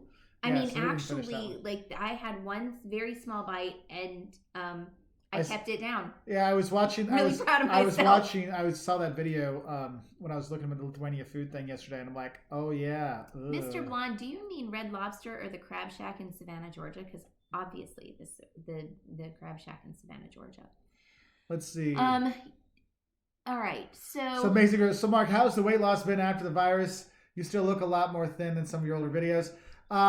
It's not. I got down to like down 52. I'm only down like 45 now. So it's been 4 weeks at home quarantine. I'm kind of surprised I haven't put more on. I have not gained any weight. I know. Well, you've been doing good. And so I hurt my back end of last week. So I've been literally like hobbling around. So the only thing I could do is hobble and snack. So, but hey, I was kind of surprised when I got on the scale and I was like, oh, hey, we'll be fine. Once I can walk, once I can move again, I can start knocking this stuff off again. So there is that. Michael Mon, I tried memory foam shoes, but they got dementia pretty quick and just didn't hold up. Bum. I bet your kids love your jokes. Awesome. Have you ever done skydiving, bungee jumping, or any extreme sports? I went skydiving the minute I turned 18. And I haven't done like straight up bungee jumping. I've done the one where they pull you back and drop you so you fly kind of, and then it swings you. But you're still on a bungee cord and harness. It's just not straight down. You've done bungee jumping, right? Yeah, I did a couple times. I did once where you just jump over the ground, and when the crane takes you up, they painted it like "Don't worry," and it's like a splatted guy and a smiley face at the top. So my buddy got a little freaked out by it. So he was so freaked out that it took him a while to go. And so when I went up, I'm not going to do it. The guy's like, okay, 3, 2. I just jumped right away. And then I did one where you jump into the water. And I thought that would have been cooler. But I think the one just, because when you go in the water, it really takes a lot of your momentum away. So you don't bounce as many times. The bouncing is what I never wanted to do in bungee jumping. It's not the drop. It's the bounce. I like chiropractic. I think if in a different life, I would have been a chiropractor. But for me, that was just bad. Hey, Mary Ellen. Good to see you on here. Items comfy like ballet flats for walking. Not as comfy as gym shoes, but they look cuter with dresses. So, TC, here's what I do. I have a couple pairs of ballet flats that I really like. And what I've done several times is I take the insole that comes in them because they're worthless, and I put in. I have old lady orthotics that I had my chiropractor actually made for me. My insurance, praise God, pays for that. So I take those and put those in, so they actually are a lot better. And you said teaks. I see what you're saying there. I don't have teaks. I have some Rothy's that I really like. And what I love about Rothy's is and I don't know if teaks are too, but Rothy's are they're made out of recycled plastic, but they're woven, so there's still a lot of breathing that happens, so they don't stink. But yeah, that's definitely a thing for me. So Eric Pelka, we have not been to Tibet, but we would definitely go there. Todd, I would have to go with McDonald's over Burger King because McDonald's has vastly superior fries, and Burger King and Wendy's both have crappy fries. I don't know why. I'm like, you guys have some good burgers, but why don't you have some good fries? Banacos once passed by a Vietnamese restaurant named PHUC. Yeah. YU. Very nice. Very nice. I've seen some of those just really crack me up. Oh, man. So, Jimmy UK, what things in UK you miss most? I really love the small towns in the UK, and I'm the Jane Austen Festival, hopefully. And Highclere Castle has an open house or something that day, so we're gonna try to see something like that. Someone, Joe Public Films, didn't you two have an album called Hobble and Snack? Maybe. I was thinking of another joke, but I can't say that one. The Amazing Group, I've gained 30 pounds during the virus. It sucks, just snacking way too often. Hey, it's okay. It's okay. This will be over, and you can knock it off. You can knock the pounds off because you won't be snacking. You'll be outdoors doing stuff, so there is that. My mom says, thank you for all the brand names and styles of shoes that work for fans. I'd like to know what qualities they like about those shoes, comfort, lightweight. So my mom does all kinds of stuff on her Facebook channel and stuff, so you can check over it. With You in Mind Image Consulting. You can check her out there on Facebook. Yes, you can. Oh, Bernie's in lockdown in Trinidad and Tobago. Oh, we were looking to go there. Yeah. There's actually a pin up on our place you want to go. We upstairs. have planning pins and been to pins, and the planning pins are like things that we're hoping to get done in the next 2 years. Alan A. I see a lot of people saying they need to practice some social distancing with their fridge. Yes. Yes. Well, our thing is like the snacks are in our like pantry. It's like we need something from the fridge, the pantry, the basement. Oh my goodness. Well, the kids have squirreled away their own snacks in the basement. Like we went downstairs. And that's what you mean by basement. They have got a little stash of. Like I went down yesterday. They had lined up. Like there's a Gatorade. There was some Cheetos. I'm like, there was chips. I saw the Flamin' Hot Cheetos. I think there were regular Cheetos too. Basically, they took all the snack food and put it down there. Yeah, which is I was like, why is the pantry so empty? And now I know why. Well, it doesn't even. The kids are making stuff. That's okay. Let's see. Sarah Potter, Burger King's good in Europe. Yeah, I like Burger King better in Europe. Hello, Rhode Island. Oh, hey. Yeah. I will be in Rhode Island hopefully in September this year. Huddy, please more reviews from the boys. It was great. I'm going to try to put together, because I saw that and I had went on a swing of watching a bunch of their food videos and review videos. So maybe I'll put a little compilation of the funniest moments of like Caleb going, the Isaac Newton? You mean Fig Newton? Fig Newton. Yeah, so things like that. Do you know we have a bag of candy from Scotland that you had brought home at some point? It's in our closet. I hid it in there. For the kids to do a food review on, and we just haven't done it. So that might be something that we do for something new this week too. And so there's also one of our friends from Australia, Peter. He actually did a 5'11" Hates of Melbourne or of Australia, but he put on like a wig to be like me. and he wrote me. He sent us some Australian stuff. So whenever that gets here, we'll do some fun things like that. That would be cool. Let's see. Bath is fantastic. You are right. Oh, we just got a big jump. Imagine social distancing without the internet. Yeah, that would be a lot tougher. I mean, that's one thing is we're very lucky now we can do things like this and still chat with people. So it's really nice this way. Yeah. I like Eric. I've always wanted to go to Tibet. I think I'll start with Belize. It's a good stepping stone. It's a funny two together. But maybe it's going in alphabetical order. B there you and go. T and stuff like that. There you go.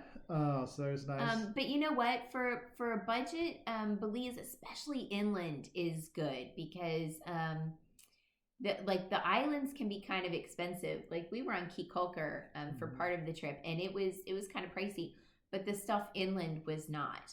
So yeah. So TC, how many countries have you been to? I'm about at 70. Caleb is exactly at 50. Liam's at 45. Jocelyn's like in the mid 50s.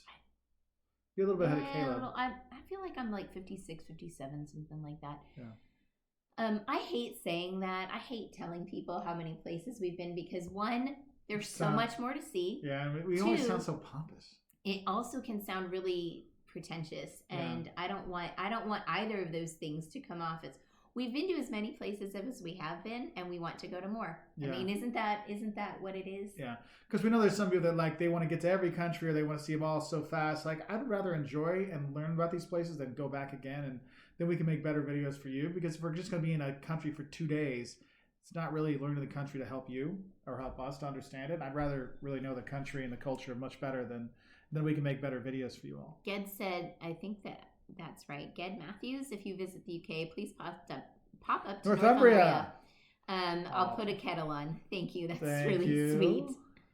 All right. Oh, Ted, hey, I'm following your channel, and you've inspired me to travel more. That's awesome. I'm glad we can. I'm based in D.C. Any plans on being back out here? I was looking actually at heading out there in the fall for a training, but the training's now been canceled. So I don't know when we'll be back out there, but we will be back out there. Don't you worry about that. Yep. Yeah. Everyone's agreeing. Yes, on the fridge. Social distancing with the fridge. Oh, Dale, thank you again for a super chat. Thank you, Dale. If you do the Australia food reviews, don't put the whole Vegemite. It's very bitter. Only a small amount goes a long way. Oh. Thanks, Dale. You ruined it. I was going to do that on her. So the first time I had Vegemite, I was an exchange student in Australia. Yeah, thanks, Dale. Take your money back. No, thank you very much for the super chat, my friend. So, Dale, thank you for saving my hiney, Dale. That's what this really is all about. Because I was going to do what my friends did to me when I was an exchange student in Australia when I was in high school. My friends, and this is like pre-internet days. So like I go down there, my buddy's like, oh yeah, have you had Vegemite? I'm like, no, I've never even heard of it. Like, oh, you need to have it. Like, what's it like? Oh, you know, guys like peanut butter and jelly sandwich and someplace like Nutella. I'm like, oh, Nutella? They're like, yeah, it's like Nutella. They're like, oh, we'll make you some. And they're like, oh, but it's called Veget. I was 16. It's vegetable. I thought it was like vegetables ground up. Kind of like pesto, but not pesto? Yes, just like pesto. There you go. Yes, just like pesto. Evidently not. Anyway, so my friends are like, oh no, you don't want to, you need a lot. Like, you're going to really like this. Like, put it on like peanut butter. So like, I had like a thick, huge thing of it. And I go, oh, they're like, oh, and they're just all watching. Yeah, it's good. And of course, stupid me is like, not like, why would everybody watch me eat a sandwich? Put it in my mouth, take a bite. And I'm like, ah! It was so salty. It was horrible. Horrible. Sorry, Australian friends, but I find it horrible like most other people do. But you know what? A lot of foreigners find root beer. Oh, good. Maybe you'll love it. But I will take Dale's advice to heart and just put a little. Yeah, just like a little smear and not like a glop. Kind of like your dad with mayonnaise. Oh, no, worse. Yeah, he puts nothing on there. Thank you, Chrissy, for loving our travel videos. It means a lot. Mr. Blonde, we have been to Guatemala. We've got a video, what to know. We did one with a guide, what to know about Guatemala. And we did 10 shocks of Guatemala. I actually like those. It was a good time. Gallivanting Gals, look into New Balance. They have several different things, but I know that they do good stuff for wide feet. Also, what do you call the ones that I love? Weegens from Bass, like the loafer kind of things. Weegens also make things in narrow and medium and wide. It's hard to find companies that make things for different widths of feet. So keep that one in mind too. Christian Valdez, I have some Tim Tams from 2016 that are looking awfully good right now. Yeah. Oh, I'm sure they're fine. It's all legit. Don't worry about it. Eric, besides, you're at home. You can just throw up in your own toilet. There you go. Or sit down. Do what you got to do. Let's see. All right. Souvenir, and what part of Rhode Island are you going to be in? I'm in the East Providence, Riverside area. Yeah, so I'll be in Providence. The conference is downtown. It's for a marketing conference. I always head over to, I think it is in East Providence, where you go where all the Portuguese restaurants are. Oh, yeah. Because if you ever look for good Portuguese Sumo, food, laranja, uma bica.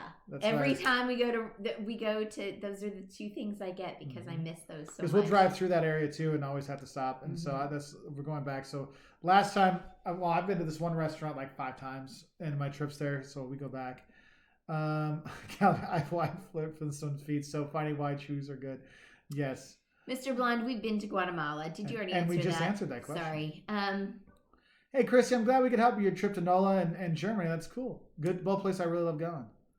Oh, we got something from Maryland. Giselle, hope you're doing well. You're having a beautiful day as well. Thank you. Walter's World, huge fan. You're awesome. Is there any place you wouldn't go? We answer this often because people like to ask that. So our rule is no active war zones and North Korea because that would not be good. It's not an active war zone, but it's a political war zone right now for us as Americans. But that's pretty much it. That's pretty much it. It's about safety. Mm-hmm. Yeah. So good. No, we have not been to Antigua. I would really like to go there. It's cool. Your grandfather's from there. It does look beautiful. Cool. There's a lot of beautiful places that look really, really gorgeous. Thomas Hughes, top 5 favorite states. I love living in North Carolina, but I wonder if the rest of the country views as a top tourist destination. So it is popular. North Carolina is gorgeous because you've got mountains, you've got the coast, the Outer Banks, you got the Research Triangle, some city stuff. I would say for top 5 states in the U.S. to visit, I would say Maine. This is in no particular order, just coming to my head. I would say Maine, California, Georgia. Let's see. Because sometimes it's hard. Like, I really love New Orleans and like Southern Louisiana, but I don't know if I put it as like one of my top 5 states to visit. But I would say the top 5 cities. Top 5 cities for sure. Mm-hmm. Texas. So California, Maine, Texas, Georgia. I want to say like Minnesota because because it's like in the U.S. it's much more like landscape based. Because then it's like, well, landscape in Arizona. It's really kind of tough. Like those are some ones I really. For me, enjoy. It would be like Arizona, Georgia, Minnesota, Maine. Number 5 might be like Tennessee, probably. Oh, Tennessee, North Carolina would kind of like be in there. I don't know. I like the mountains and stuff in both places. So, Knowledgeica, have you ever been to a country or place which was really surprised you and was very different to what your expectations going in? Rwanda for me. Just love it. I expected it to be that amazing, though. See, I did. I wasn't sure, and I was like, I thought it'd be nice, but I didn't think I'd fall in love with it like we did. Nicaragua and Ecuador are the 2 that surprised me. Ecuador was, I don't know what I was expecting. It blew me away. I wasn't expecting anything like particularly bad or anything like that, but it did just shock me. And Nicaragua, the people, wow. And it's so beautiful. Yeah. And you know, being the age I am, my memories of Nicaragua were, you know, guerrilla warfare and things like when we were children. So when we got there, and it was just like these happy, fun, laid back people, really hardworking, very kind. I was just different than what I expected. So. Yeah. Dale, thank you very much for those super chat. Have you been to Egypt? No, we have not. That's one of the places we would really like to go. Mark's wanted to go there for decades. Yeah. Something has always prevented us. Yeah, when we're planning on going, then something happens. Every time. And not necessarily there, just something in our lives, like a wedding or a baby or whatever. Well, there was the Arab Spring that one time. Yeah, the Arab Spring we were going there. I was like, Mark, I don't think we should go now.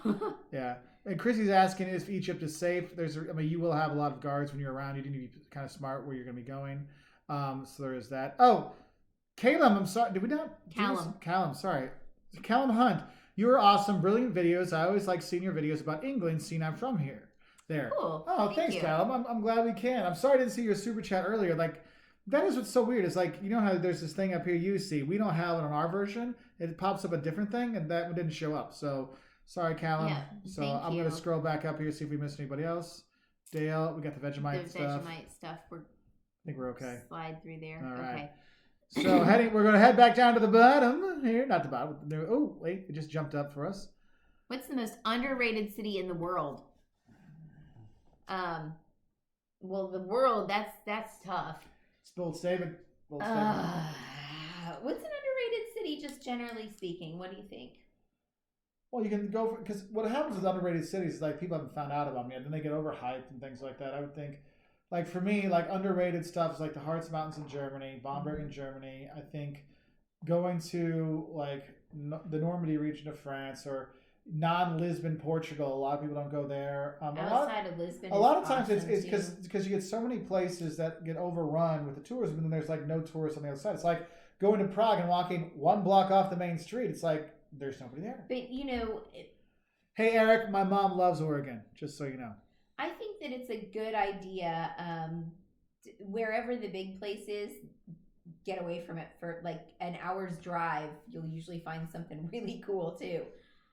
Because those things that you love about the place, like the people and the culture and stuff, will still be the same in a smaller place outside of that, and you'll still have a really good thing. So. F-22 Raptor, hola from Costa Rica. Good to hear you. Good to see you. Good to hear you. Good to see you on here. Thank you. David B says, "Do you know if the U.S. state Georgia, is somehow named after the country of Georgia, or what's the connection?" No, it's named after King George of England. Mm-hmm. Mm-hmm. Let's see.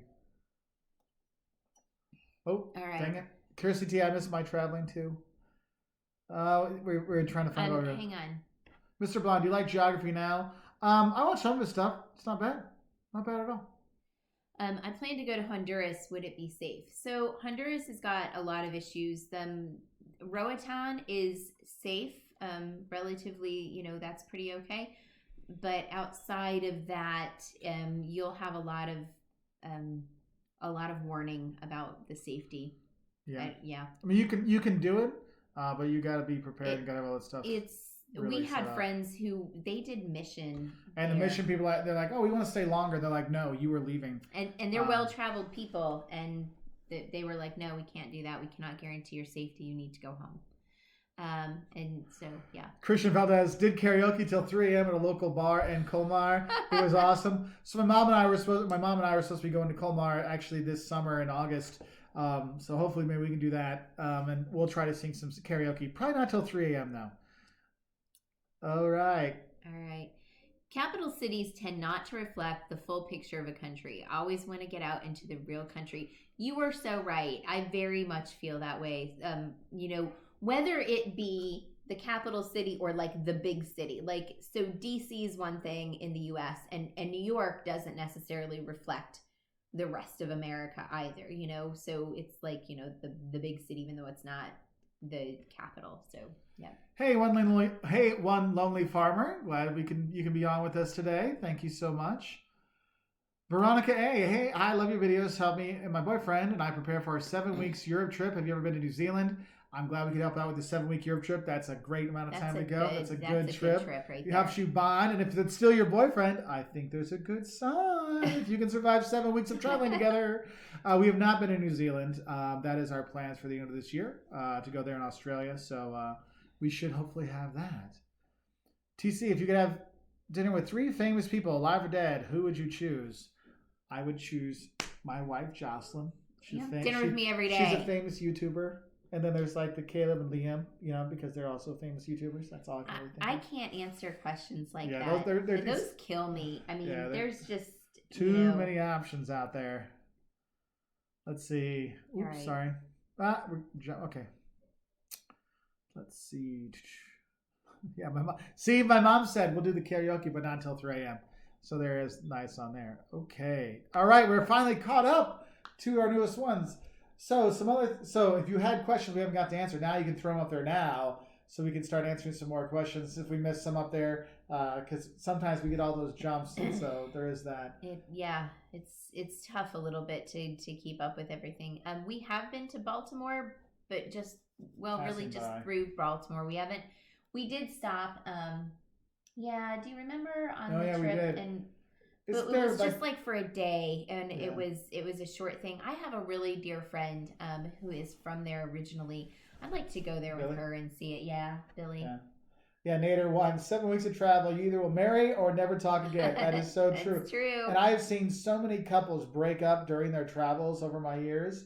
Like, it's funny. Like, I'll meet people at bars, and they'll be like, "Yeah, I started this trip with my girlfriend. I started this trip with my boyfriend." I'm like, "Oh, where are they?"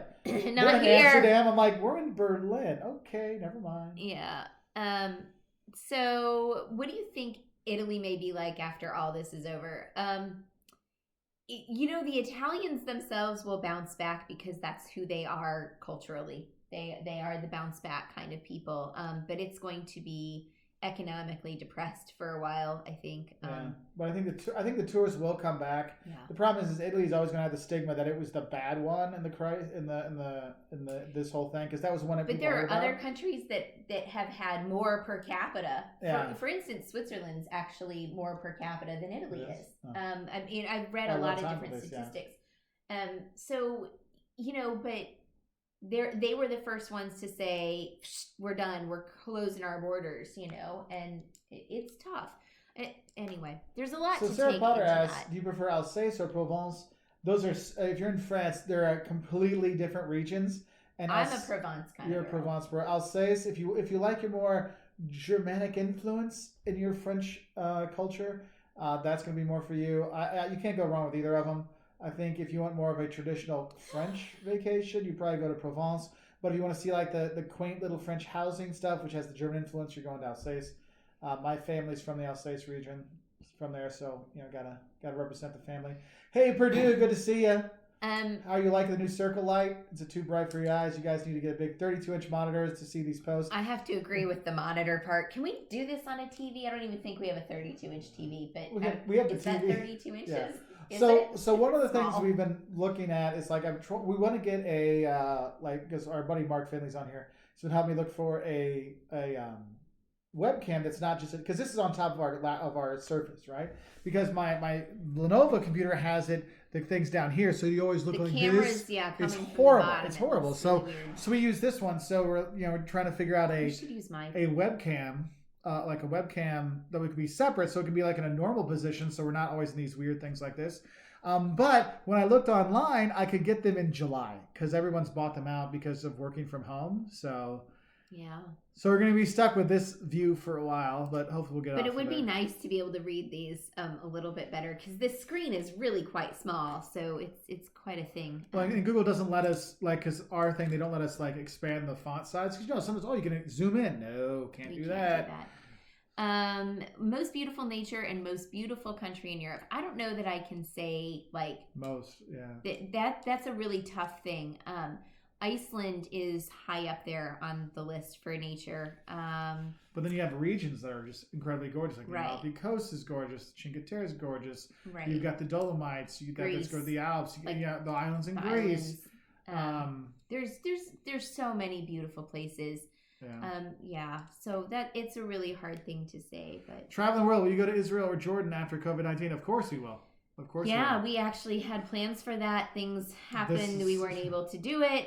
So we rescheduled for this summer, and now that's probably not going to happen. So yeah. It's frustrating. This place we want to go because sometimes. Oh, sorry. Go on. Well, sometimes I feel like God's saying, you know what, this isn't the right time for you to be here. You should go at this time. Like he's just pushing us one way or the other. Sometimes I feel like, because we're trying to do it our way, and sometimes it doesn't work out. So you have to step back and think about, okay, maybe we need to do something else at this time. So Eric had a thing. Maybe put up a second laptop without sound so you can see the questions. So I actually put up a second laptop when I do my classes. I'll have the live feed on this, and then I'll have my class slides on my other thing that I'll read off of. But the thing is the bandwidth, because we live in a neighborhood, and Saturday mornings were fine, but when we do the Wednesday evening live feeds and stuff like that, there's just not enough bandwidth. We have to tell the kids, you're watching DVDs tonight, you're playing video games that are not online, because that's why we get all and it doesn't always work. So, but yeah, that's one of the things we thought about too, to do a hack until we get some stuff. So thanks, Eric. Liz asks, are there any countries you visited that it was difficult to film in? Well, so I've only been stopped by the cops twice filming. Once was in Beijing on Tiananmen Square. And 3 times in Carlinville, Illinois. Yes, I'm just going to give Carlinville, Illinois is the other place where I've had the cops come up multiple times. And they're like, yeah, we had a complaint of a crazy man talking to himself on the square. I'm like, you see me. You see the camera. He's like, well, I know what you're doing, but this is what they're saying. I'm like, You see, I'm filming. I'm trying to. He was nice about it, but yeah. it was kind of weird. But it was funny because also then the next time I went back to Carlin because my aunt lives there, and that's where my grandma and my dad were from there. And so we got called, and they're like, yeah, we had a complaint that the drug deal went down, and they abandoned their car, so I'm here to check on it. I'm like, we were parked in front of my aunt's house. I'm like, and we didn't have. I mean, we don't have like fancy cars. Yeah, it's not like rolling up on like a Ferrari and like running out like Grand Theft Auto. But it's also a Yukon. Not like it was a 10-year-old Yukon. Okay, maybe because it was 10 years old, it was like I don't know. It was. I mean, it was pouring down rain too. Like I'm like the best is I'm like, where do you come up with like it's like. Where do they come up with these things? I don't know. People have imaginations. Chrissy T, hey, our first destination will be going to see the grandparents. How is our garden going? Well, our garden is just a whole bunch of seedlings right now that are over in the window. They're getting there. We just have to worry that we can transplant them and it doesn't get too cold. I'm concerned that, I'm going to do buckets, like a container garden. So I got a really good deal on 5-gallon buckets on Amazon. They were like $2 a piece, or $5 a piece, whatever. They were a lot less expensive. Look on the bill if you whatever. They were a lot less expensive than I had found them at like Home Depot and things like that. But the dang things won't be here until like the 1st of May, which will be past frost time for that. But these little seedlings I got, they're gonna have to go in bigger things. I don't know what I'm gonna plant them in. Hey, Mr. Blonde, Valencia is worth it. The Art Deco stuff, walking around there, the architecture is fantastic, and you got a beach there you can go to. Also, it's a big university town, so you got a nice youth feel to it. I took students there in 2018, and everyone loved it. Everyone loved it. I saw that, and I had that video. I got to put that out. Sorry. Scotland really does have amazing. Hang on, one more thing. Amazing castles, and like we had such fun getting lost up there, just driving where our hearts took us. That was awesome. Purdue says Crate & Barrel in Chicago asked me not to take photos. That cracks me up because it's Crate & Barrel. Yeah, well, the thing is, stores are very adamant. Like, if you ever try to take pictures and stuff like that in malls, their security people come and tell you not to. That's why we always film outside. It's because it's security stuff. I get it, but it's like commercial whatever stuff. But then you go into this little boutique and everything's handmade and very artful and whatever, and they're totally okay with you taking But then pictures. I've also seen at artsy places like in Austin, they're like, don't take pictures. So that's why we always film outside. Because like, look, if it's outside, we're outside. Like that's free game right there.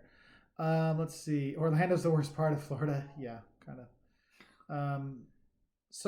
Frost Element would like to know how you stay healthy while you're in quarantine. So Jocelyn's been doing workouts on her phone and working out down here. Mm-hmm. So there's actually weights right over there.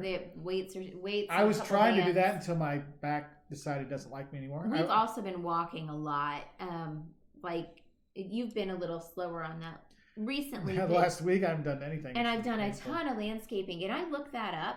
You burn, like when you're doing heavy landscaping, like I was with a spade, like digging and all that kind of stuff, you burn like 700 calories an hour. It's insane. And she was out there hacking up. She did all kinds of things. I did a lot. So, what zone are we in? Do you remember? 6A? I don't know. I'll look and see. Let's see.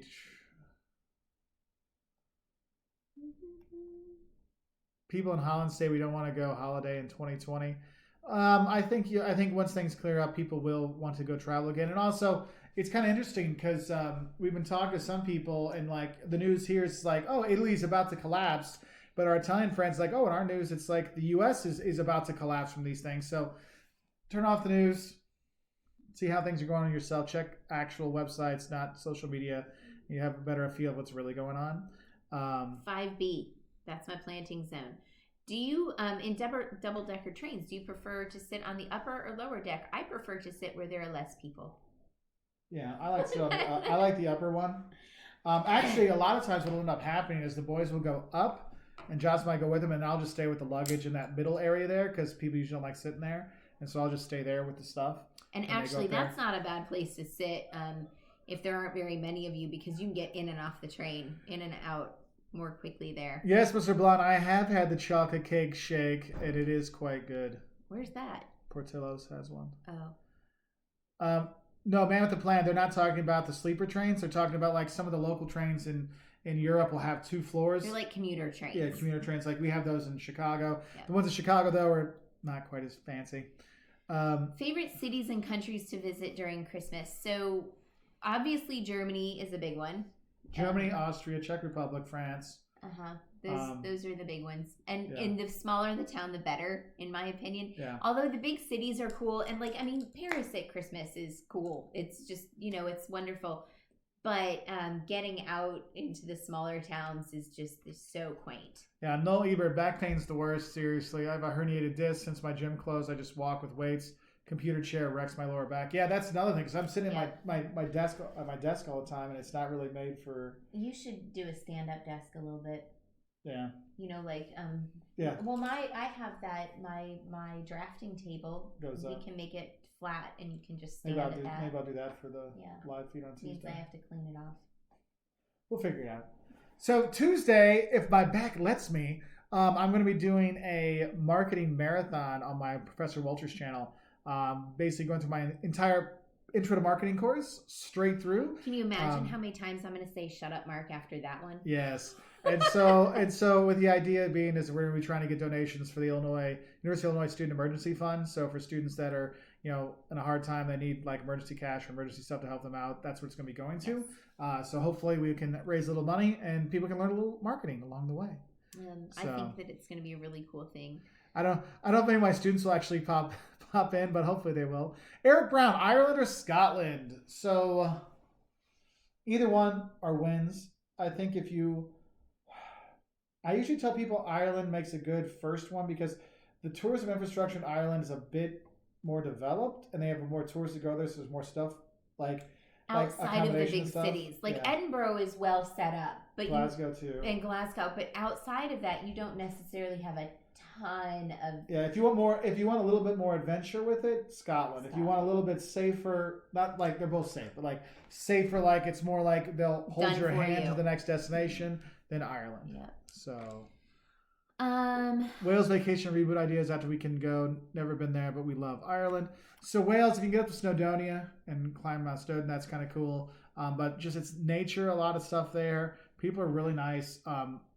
We had a good time. Actually, Wales sort of surprised me. I was expecting people to be a little more reserved than they were, but I tell you what, people came up to us and sought us out to talk to us. Yeah. Actually, what's funny is within 15 minutes, 3 people? No. One guy was following us around in the grocery store to say he knew Mark. And then we were going into a pub and somebody said something like, "Hey, Walters World," it was funny. And we were in this tiny little town and you feel so remote. And yeah, I mean, really, there's the town had 5,000 people. So it was You think it was that many? On a good day. Okay. So, do you have any suggestions for stay-at-home activities during this pandemic besides beer pong? So, Jocelyn, actually, your dad asked if we should get Liam a ping pong table. I'm like, maybe he's in high school. We don't really have room. We have room for it. One thing, you can do that. You learn. We get all the stuff you wanted to get done.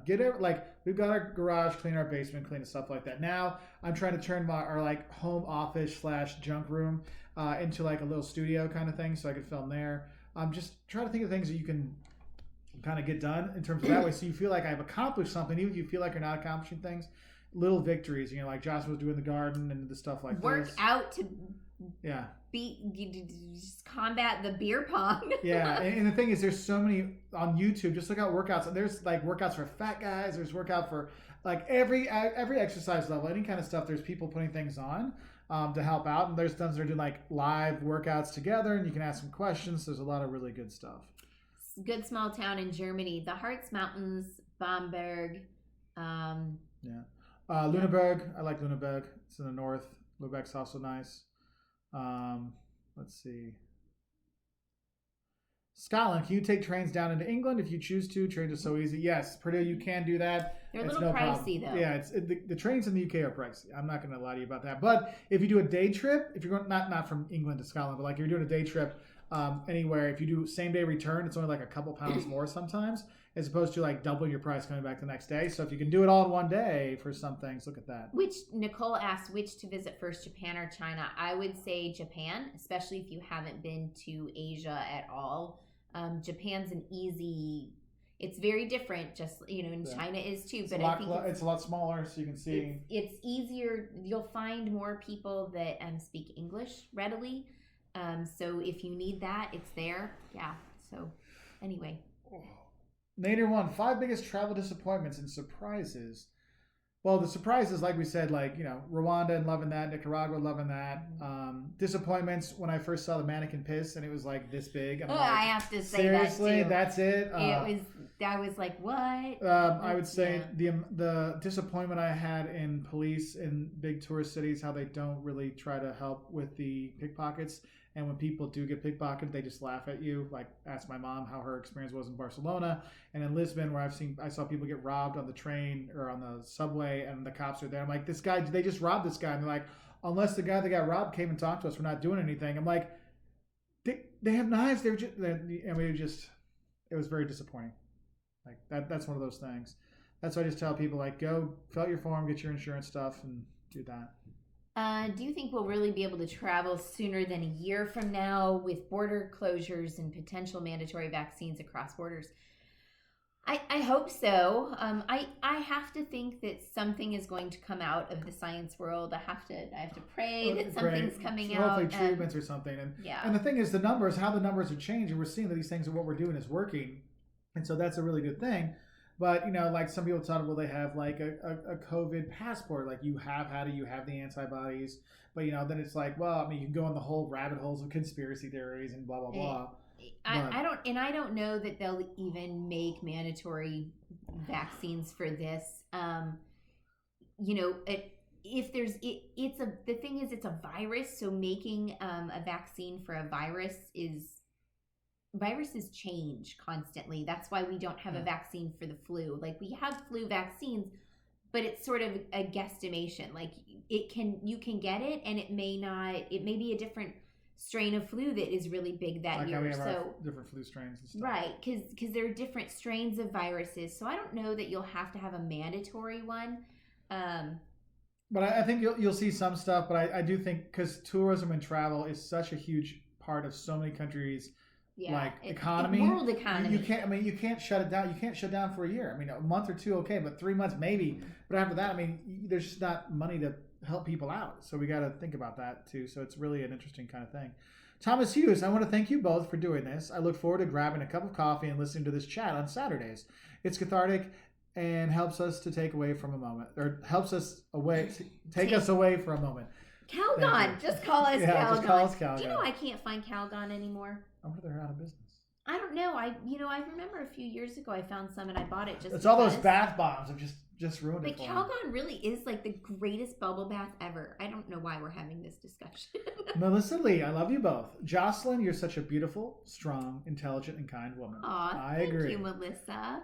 Oh, and Davin says, my wife and I have been watching and loving your info for a long time. Never stop, please. We won't. We'll keep at this.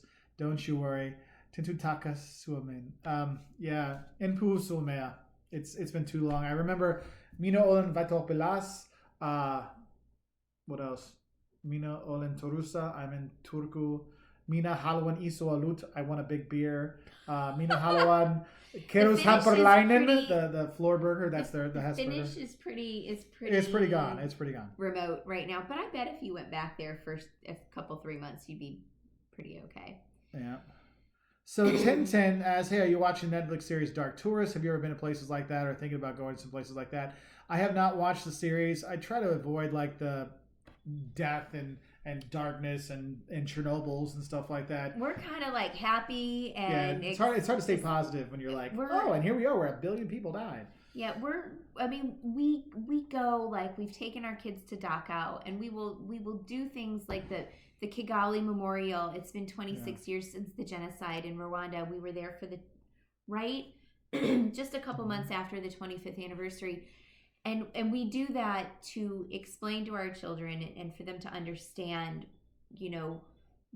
the bad side of humanity, but then we show them like how incredible and great the people of Rwanda were. And so we do see those things, but we don't want to dwell on them. We want to dwell on the good stuff that's come of those things, that we grow from the bad stuff. So yeah. So I can't find the original, but Means of Travel was talking about where were you when you encountered the pickpockets in Paris? I've been there 6 times and haven't really seen it there.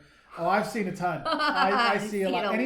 Anybody asking you for a to sign something petition, they're sizing you up for stuff, and they might be pickpocketing. You don't even realize it. The Louvre, they even have mornings there. The Eiffel Tower, Gare du Nord, Gare du Est. Oh, also, when you go into metro stations, you'll see people like try to go in with you at the more popular ones. There's those things.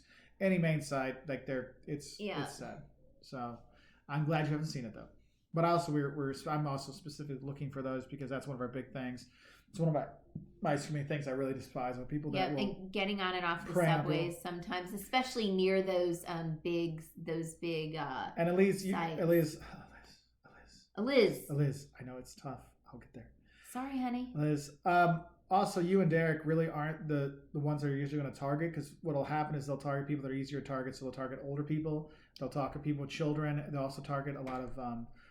Actually, now Chinese tourists are one of the biggest ones they target because Chinese will take a lot of cash because the Union Pay card wasn't accepted a lot of places. Now it is, so it's become a bit safer for our Chinese friends to go. But that's one of those things you'll see, like they know, like, hey, who am I going to go for? Back in the day, you always went for the American tourists because they had a lot of cash on them and they always spent a lot of money. But now we're using our credit cards all the time.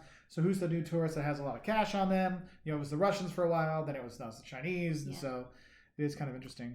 Hang on. Okay. Hello, Mark and Jocelyn. Do you guys try to travel in a more sustainable way? If so, how? So, yes. I try. Let me just start by this. Like at home, I try to be particularly sustainable. Like I have all of our lids and all of our containers and things. Like instead of using plastic wrap, I use the waxed paper things. You know, the honey wax things.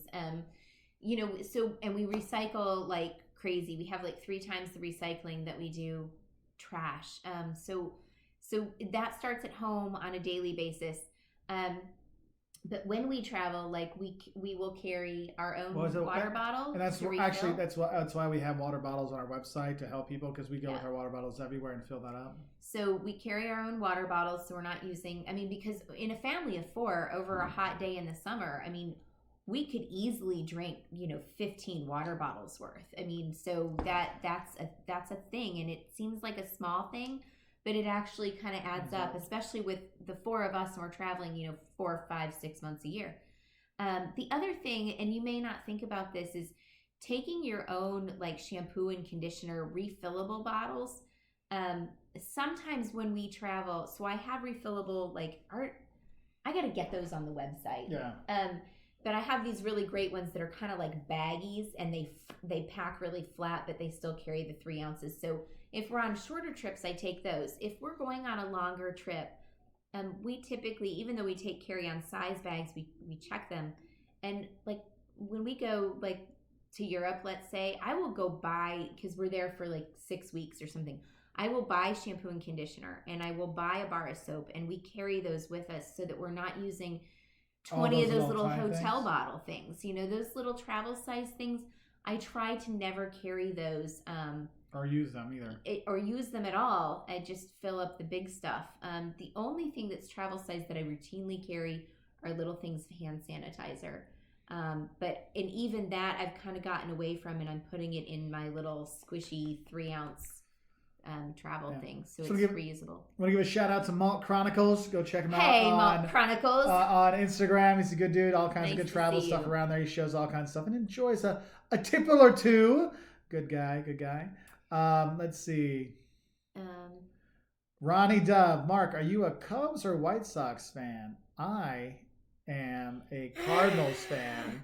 I grew up about an hour and a half north of St. Louis, and I would spend my summers visiting my grandma, and we would sit out on her porch and on the swinging swing and listen to Jack Buck, not Joe Buck, Jack Buck, call the Cardinals game. So that was that. Jocelyn is a huge Cubs fan. Caleb is a Cubs fan.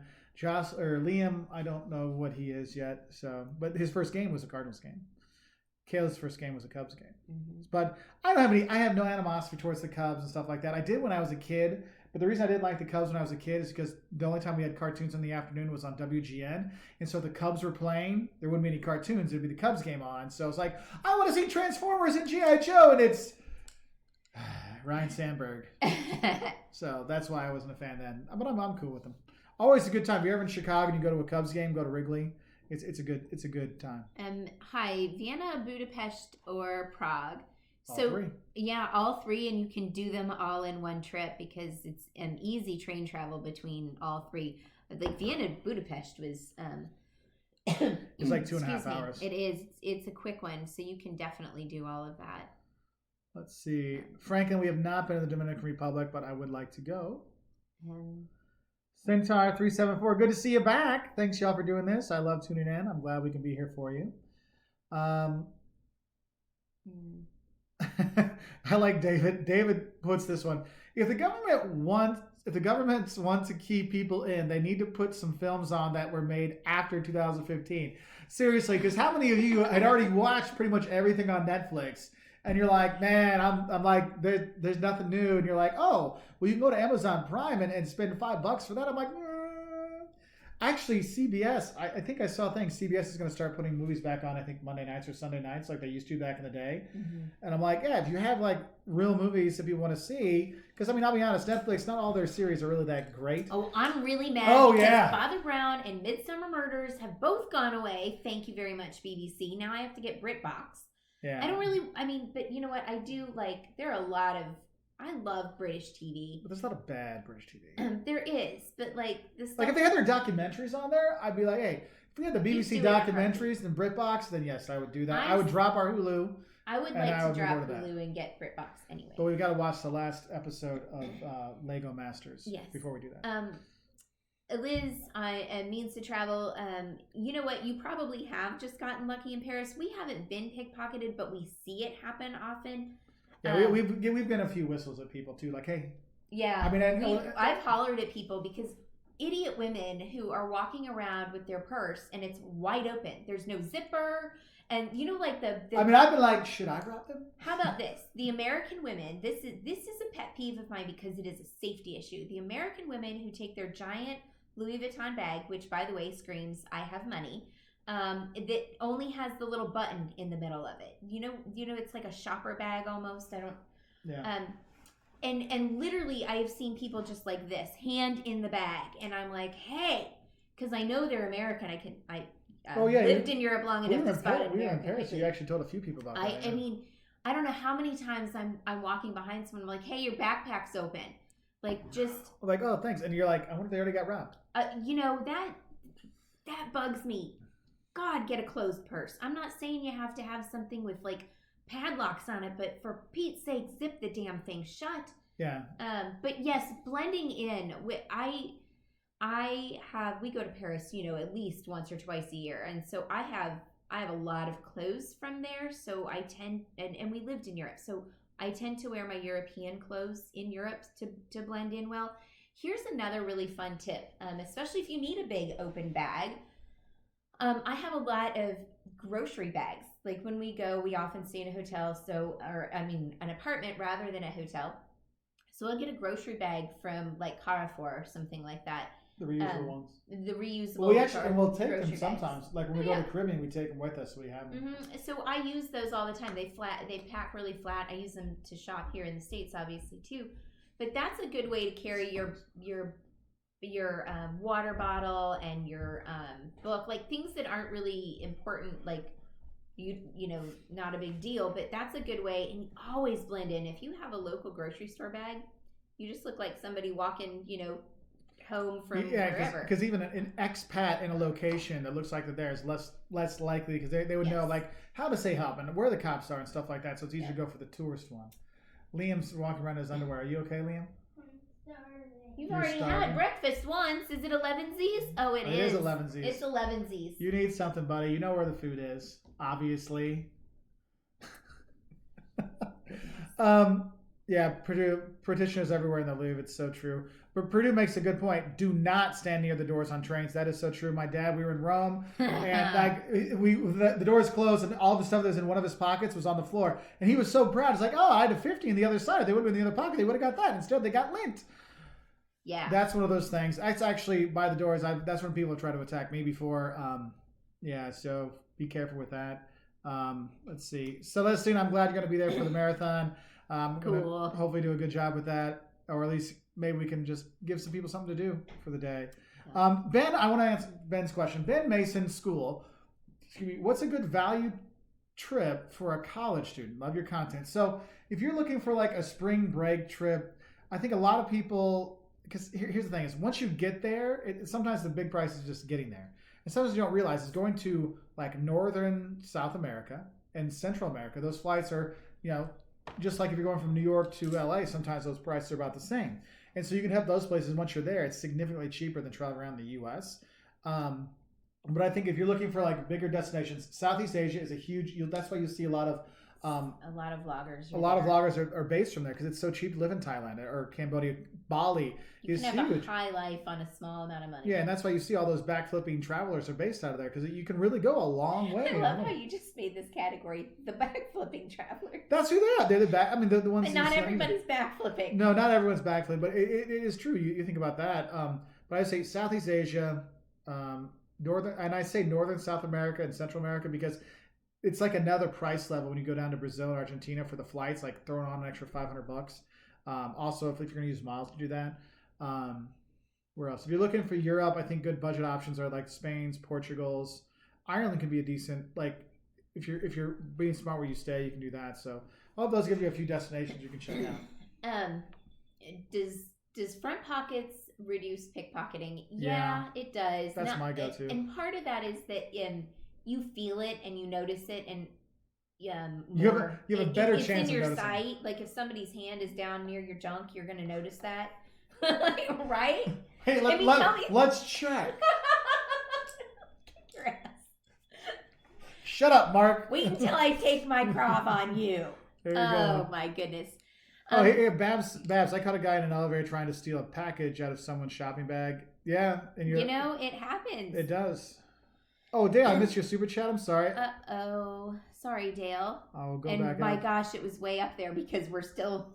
There we go. Eric Brown. We got Eric Brown. Ireland or Scotland. We did that. Oh, Dale. Dale. Where did you two meet? How did I not see that one? I don't know, but so we met in high school. There was this place called The Beach, which is literally just a patch of sand on a little creek in a farmer's field, and people used to go there to drink. And so we pull up. I was brand new to town, and I'd been there maybe a month, and Mark had just come home from Australia. So we pull in. I said, "Hey, who's that girl playing guitar?" Because Mark was really skinny and had long blonde hair down to like not quite his waist, but long. And so we walked in. Think Nelson. For those of you that remember 90s music. That's think it, Nelson. Man. Gunnar Nelson. So I walk up, and I'm with my friend Carrie, and I was like, "Who is that? Who is that girl?" I just hadn't seen very many girls playing guitar. And she's like, "Oh, that's not a girl. That's Mark Walters. He's home from Australia." And I was like, "Oh, that's cool." Well, Mark the whole day was trying to, convince me it was not a whole day. It was an evening. Whatever. You were a jerk. I was mad at him. I did not like him.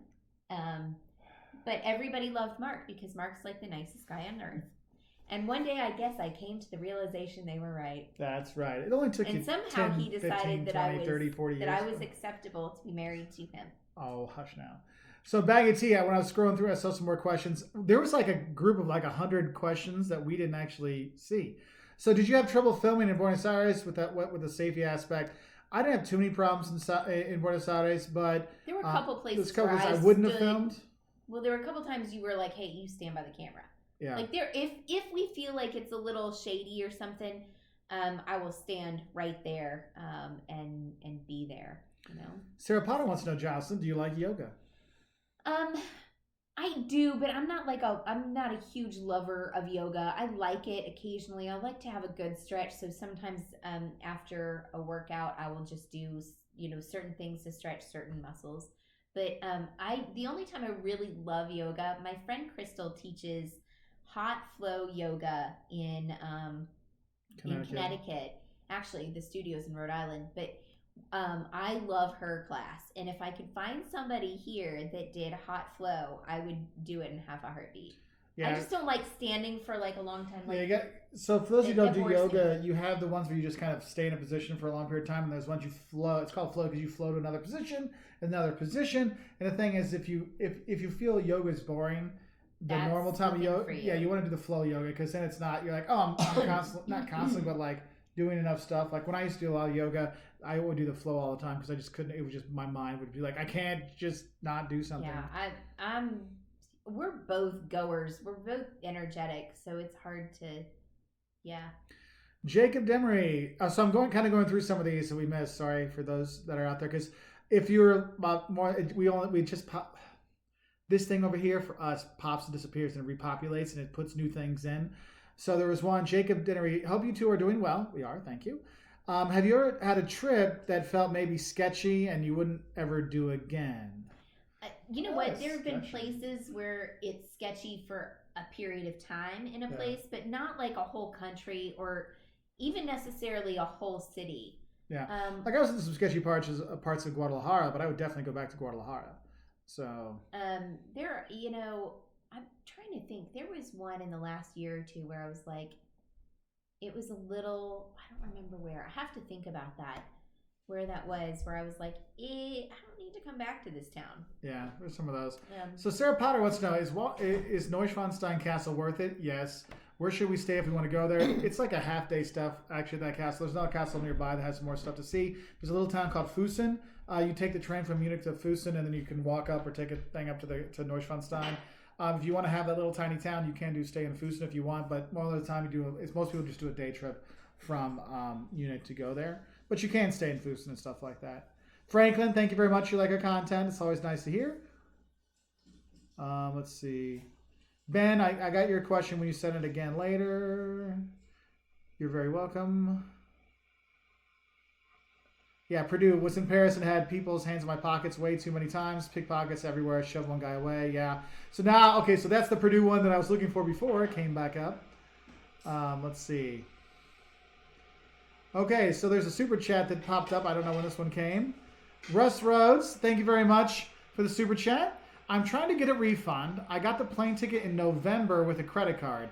Agency is saying to wait until after 4/17 date of travel to check on the progress of refund. Should I just go to my credit card bank to dispute the charge? Thanks. Right now, when was your flight? You got the plane ticket in November. So, yeah, because I'm guessing your flight is on 4/17. If they're canceling it, I would directly contact the airline, or if they've talked to you, because if you bought it through an agency, you got to do what the agency said because they're the one who bought your ticket, but you can actually go directly to the airline you bought the ticket from or whoever's doing that and see what they can do. Some will say, oh, we can move it back. It depends what airline you're with and stuff like that, that they'll be like, okay, we can give you your money back because if it's a U.S. airline, they're supposed to give the money back on canceled flights because 4/17, yeah, stuff's going to be canceled. You can't go. And so it's not your fault. You can't go and they can't travel. So that's not there. So if it's canceled that way, they're supposed to give you your money back. Though some airlines just give them credit. The U.S. government, it's like, hey, you got to give people your money back. But again, it depends what airline you're with. So there are those things. I would definitely say if you're not getting your refund, I would talk to your credit card company eventually or let them know because your credit card company will probably let you have an idea of what they say to do because most people said talk to the airline first, talk to your travel agency, what is their recommendations, and if their recommendation is to wait, they'll say, well, you need to wait. It's like, think about when you're doing your insurance claims. It's just like you got to wait. Eventually it'll come through.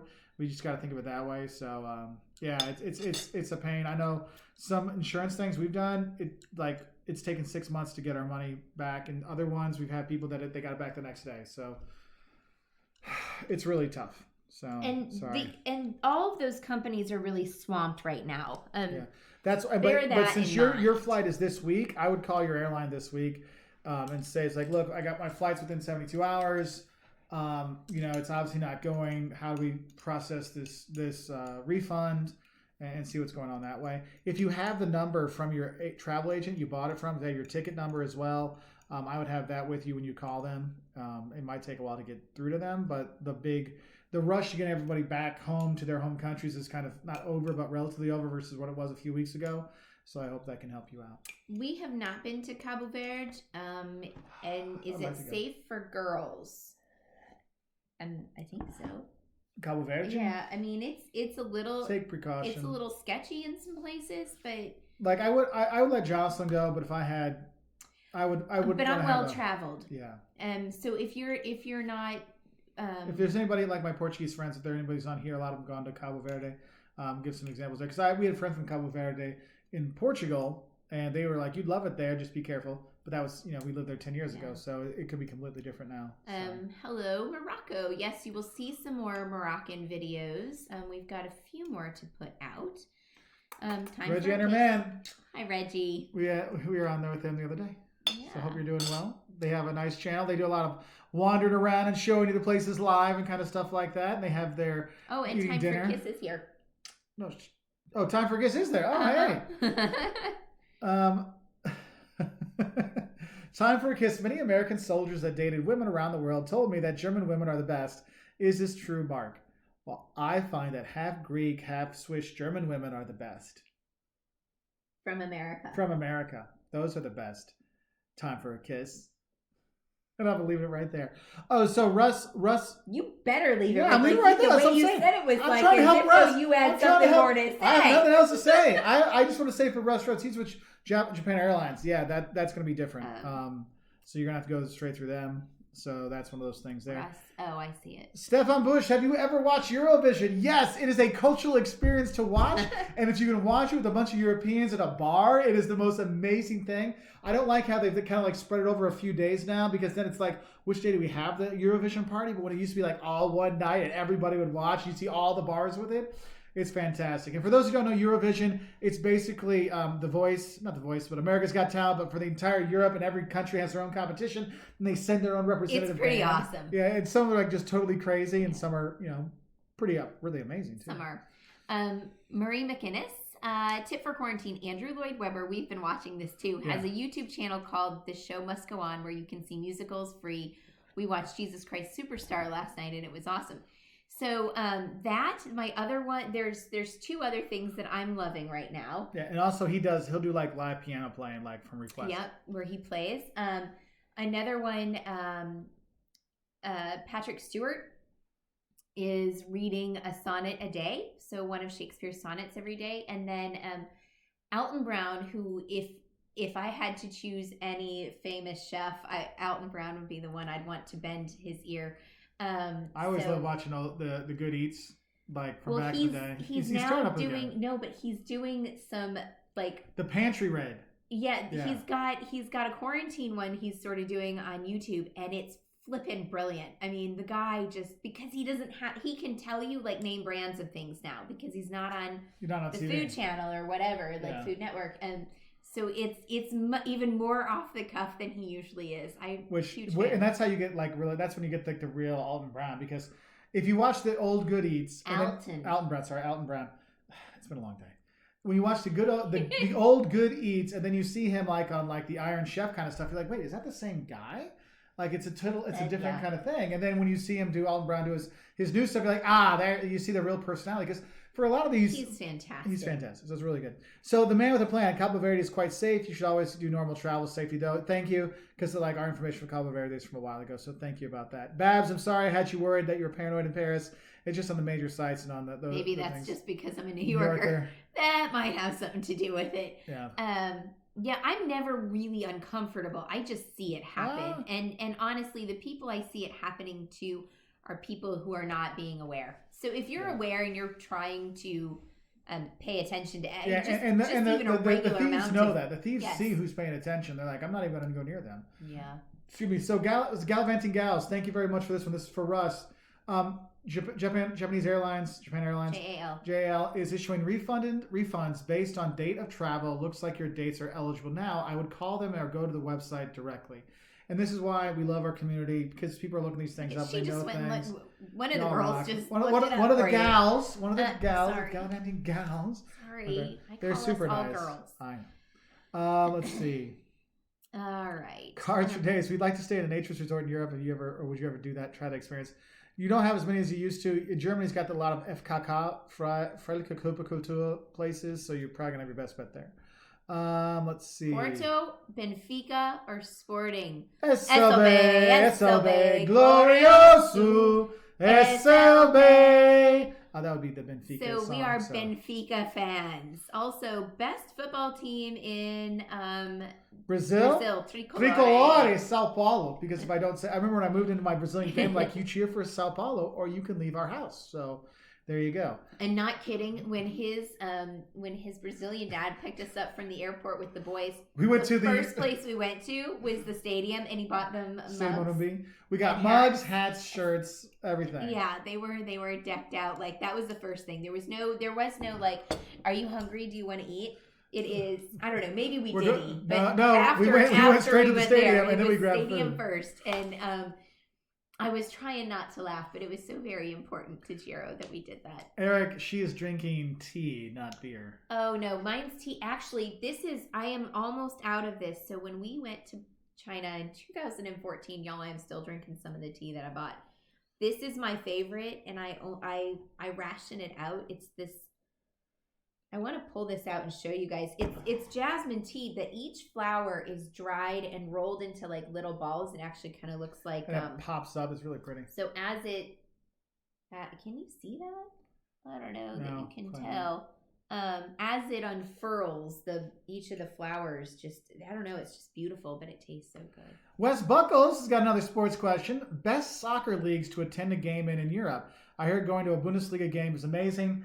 So it depends where you go. Like, I've been to Hertha Berlin games in Berlin, and since they were never really that great, it was like not a lot of excitement for it. But I've also been to Borussia Dortmund, and those were like crazy times to go see. I've also gone to Cottbus. So they were like a small town team that got into the Bundesliga, the top league.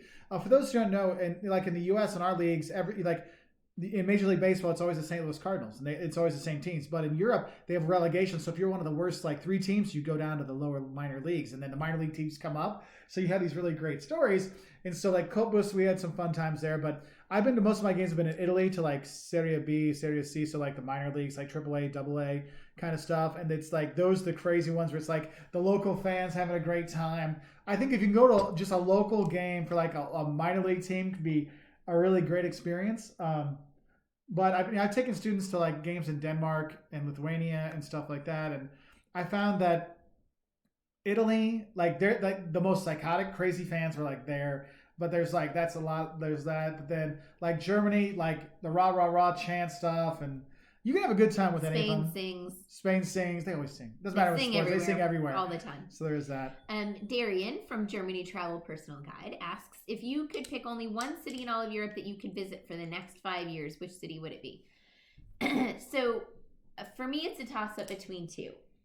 One is Vicenza, Italy, because we have so many friends there, and it's like our Italian home. So Vicenza, having our Italian family around. Yeah. And Paris would be the other. Yeah. Just because those are. But those are the 2 places we probably feel most at home. Like, I feel Lisbon would be a third because we have lived there, but because we've lived there and we know it, I feel like that's out.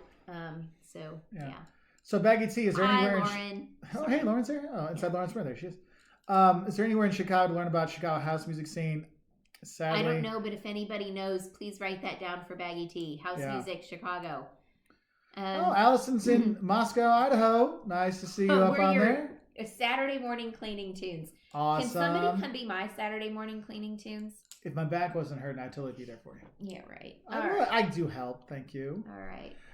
Let's see. Yeah, go to English football matches. They get intense, especially when it's rival teams. Yeah, that's another thing is if you're looking at seeing matches, be careful because sometimes the derbies, when it's the big rivals, together, I did my Don'ts of Buenos Aires video, and I said, don't go, do go to a game, but don't go to the Super Clásico, which is Boca versus River, which are the 2 big teams in Buenos Aires. Then it can be unsafe sometimes, so you got to be careful. So you got to watch out for that. But in general, yeah, go to the games and have a good time. Nickerish, have you ever seen the Terracotta Warrior statues in Xi'an Province, China? Yes, we have. It is amazing. We have a few videos from there too. Great. Xi'an is probably my favorite town, city. The lamb stew. The lamb stew, although I did talk about the lamb stew. Oh, that wasn't in a blog. It was in a post on a friend's thing. They were talking about food in China. So lamb stew in Xi'an. Xi'an, here's the thing. We left Beijing. We went to Xi'an for a long weekend.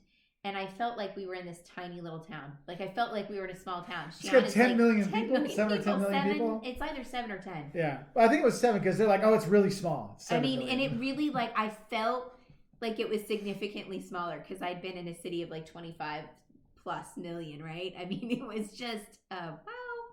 Yeah. So where was another one? Tips for driving in the U.S. for an Englishman. So I have the tips because he doesn't do the driving I do.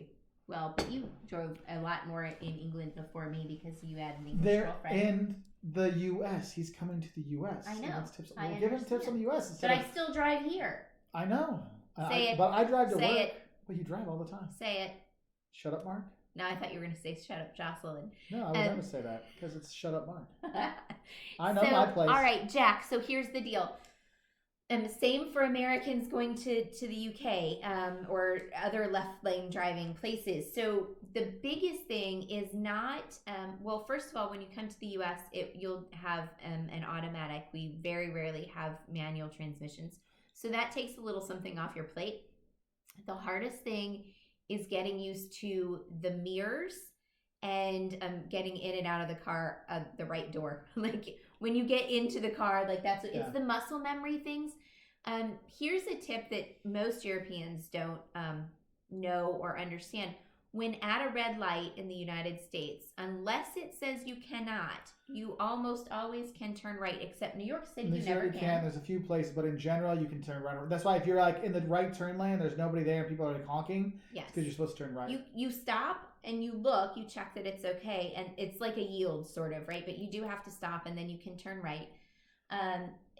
Drive obviously in the right lane, pass in the left lane. There's no roundabouts here. There's like 5. On the East Coast you have them occasionally. There are rarely roundabouts though.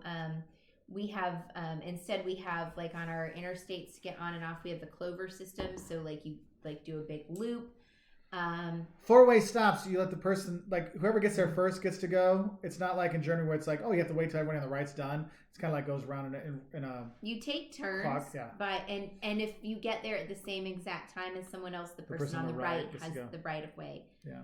Yep. So that help. Lola, I would go Lisbon, Stockholm, Berlin, Rotterdam on your list. Let's see. Oh, we got another jump here. Sorry if we missed somebody's stuff. Oh, yeah, Christian Valdez, this is true. Was in a pub in London last World Cup when England made it to the semifinals. What a roller coaster of emotions. I agree. We've been abroad for most of the World Cups, and it is like if you're at a place when that country's playing and you're there, it is the awesomest experience. I was in Belgium when Belgium was playing in the 2000, what year was that, 14? Was it 14 Cup? Yeah, 2014 Cup. And then we went to some other ones. Like I was in Argentina when Argentina was playing in '98, and it was just like, it's just such an incredible experience. Kinsale or Dingle for your favorite place to eat? I would go to Kinsale. Yeah. So that would be mine. Let's see. China's so beautiful, a lot more friendly than compared to Beijing or Shanghai. Yeah, I agree on that one. Buy sailboats and learn to sail. It's the best way to visit the world. So, we gave Caleb got some sailing lessons. So he can take us around on a little dinghy. Yeah, Caleb's had some sailing, but not big ones. So Ernest, why Mark doesn't drive? I lived abroad for 12 years. And Mark I never didn't drove drive there. for 12 years. That's part of it. But the real reason, Mark is a fine driver. She's just way better at everything than me.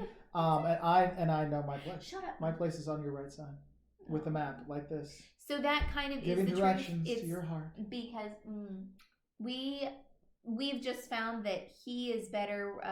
Like I'm fine at reading a map, but don't give me GPS. Like I cannot do it. I'm like, wait, the damn thing turned. Like, I can't do it. So we've just found that we work best if he's the navigator and I'm the driver. Yeah, we would divorce each other if it was the other way around because I get so frustrated with her directions and she gets so frustrated with my driving. It's like, you know what?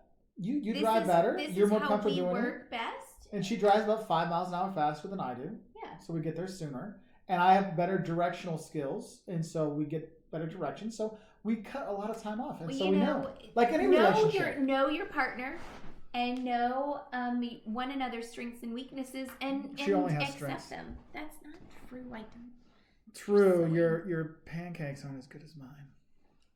It's not me, that's the children. It's my waffles that are not as good as yours. You don't even make waffles. P.S. I You don't made like waffles and I before will. we were married. Yeah, for maybe your other boyfriends, but not for me. Anyway, shut up, Mark. Okay. All right. Hang on. Good. There. A lot of people have been putting some Zippity-doo-dah. informations about driving tips. That's good. Indianapolis Carmel's Roundabout Ooh. HQ. Good to know. Purdue. I'm looking at Carmel. I think that looks like a cool town. Hey, Victor in Northern France. Good to see you, buddy. Hello, Victor. We had a lovely time in Northern France. I would love a self-driving car. Lola, let's talk about that. There was a guy who lost his life because he was literally playing video games while driving on the freeway in LA in his self-driving car. So well, she means like when it's like the real thing, like I know, Jetsons or something. People are doing them. Yeah, when you have the self-driving feature, you got to make sure you pay attention. Yeah. Good Lord, it's not like you can just go to sleep. Yeah. Anyway, be nice. Wow. Well, but people do, and I know, it's not safe. But not Lola. She's not talking about you, Lola. She's talking about I just. So Jim asks, what are the first destinations to which people will travel to when travel starts happening again? Will they avoid cities and choose the countryside? I think what you'll see is the most popular destinations will be the first ones that people go back to. Because like my life, I've wanted to go to Paris and Venice and Beijing, and like they're gonna go. Yeah. If you see when China opened up their tourist things, the Great Wall and all these places were just packed the next day. So I think you're going to see the more popular places, and I think it's going to take a little bit more time for the less popular places to come back up. However, but I could be wrong. For us, we really like the smaller places, so we tend to do that anyway. Like we spend some time in the big place, and then we keep going. Oh yeah, the turn signal and the washer thing. That's going to be a thing too. I forgot about that, Davin. That's a good. Yeah, Larry makes a good point. Right on red is like a stop sign, not yield. Yeah. Yeah, you didn't need to stop. I got a warning the other day. I got a warning the other day. I haven't got a ticket since I was 20 years old, and I got a warning because You better knock on wood right now. Come on. And because I didn't full stop, the guy's like, well, I saw you wanted to stop, but you didn't fully stop. But I'm just going to give you a warning. I'm like... You know why? Because he thought you were a student. So I thought I was a student, on campus. And I'm like, dude, really? Stop. And so I was actually laughing. I'm like, you got to be kidding me. And I'm like, because I see really horrible driving on campus. And I'm like, you pull, like, never mind. Wait, hang on. Ron's Beer Reviews and Tools. Stop signs in Massachusetts. 3 cars in a row can go through the stop sign after the first car. That has to be a joke, right? Like that's just colloquial driving, right? That's not like an actual. Yeah, other places in the U.S., you'll get people that will get road rage if you cut them off for that. So. Yeah. Okay. Let's see. I think Europe offers more as for visiting rather than the U.S. What do you think?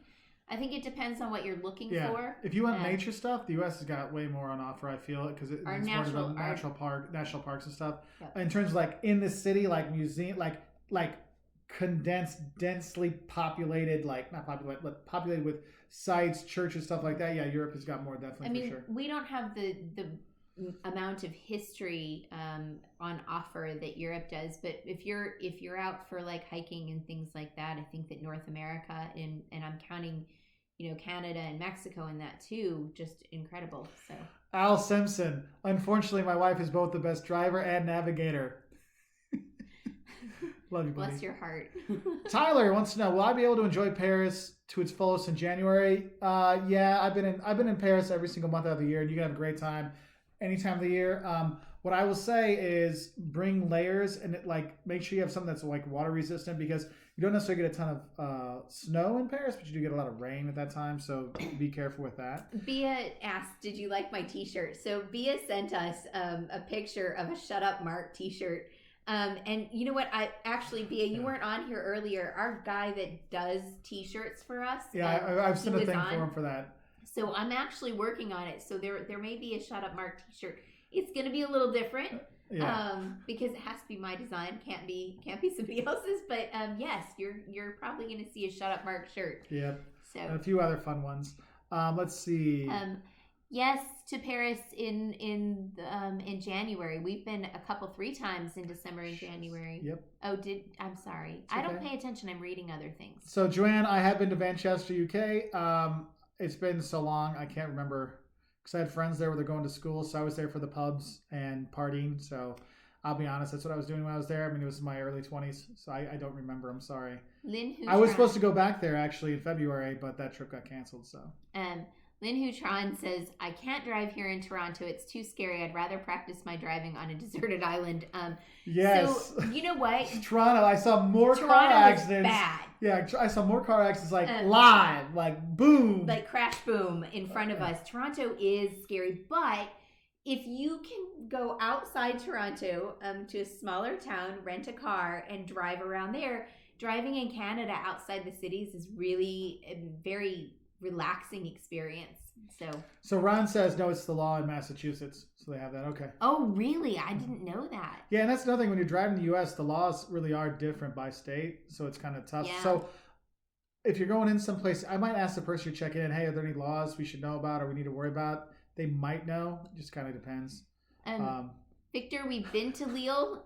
One of Mark's old roommate, who is a dear friend of mine, her parents are from just outside Lille, and we were up there for, well, it was like just a couple days before Christmas. Yeah, we had the Christmas celebrations and stuff. So. We had a wonderful time.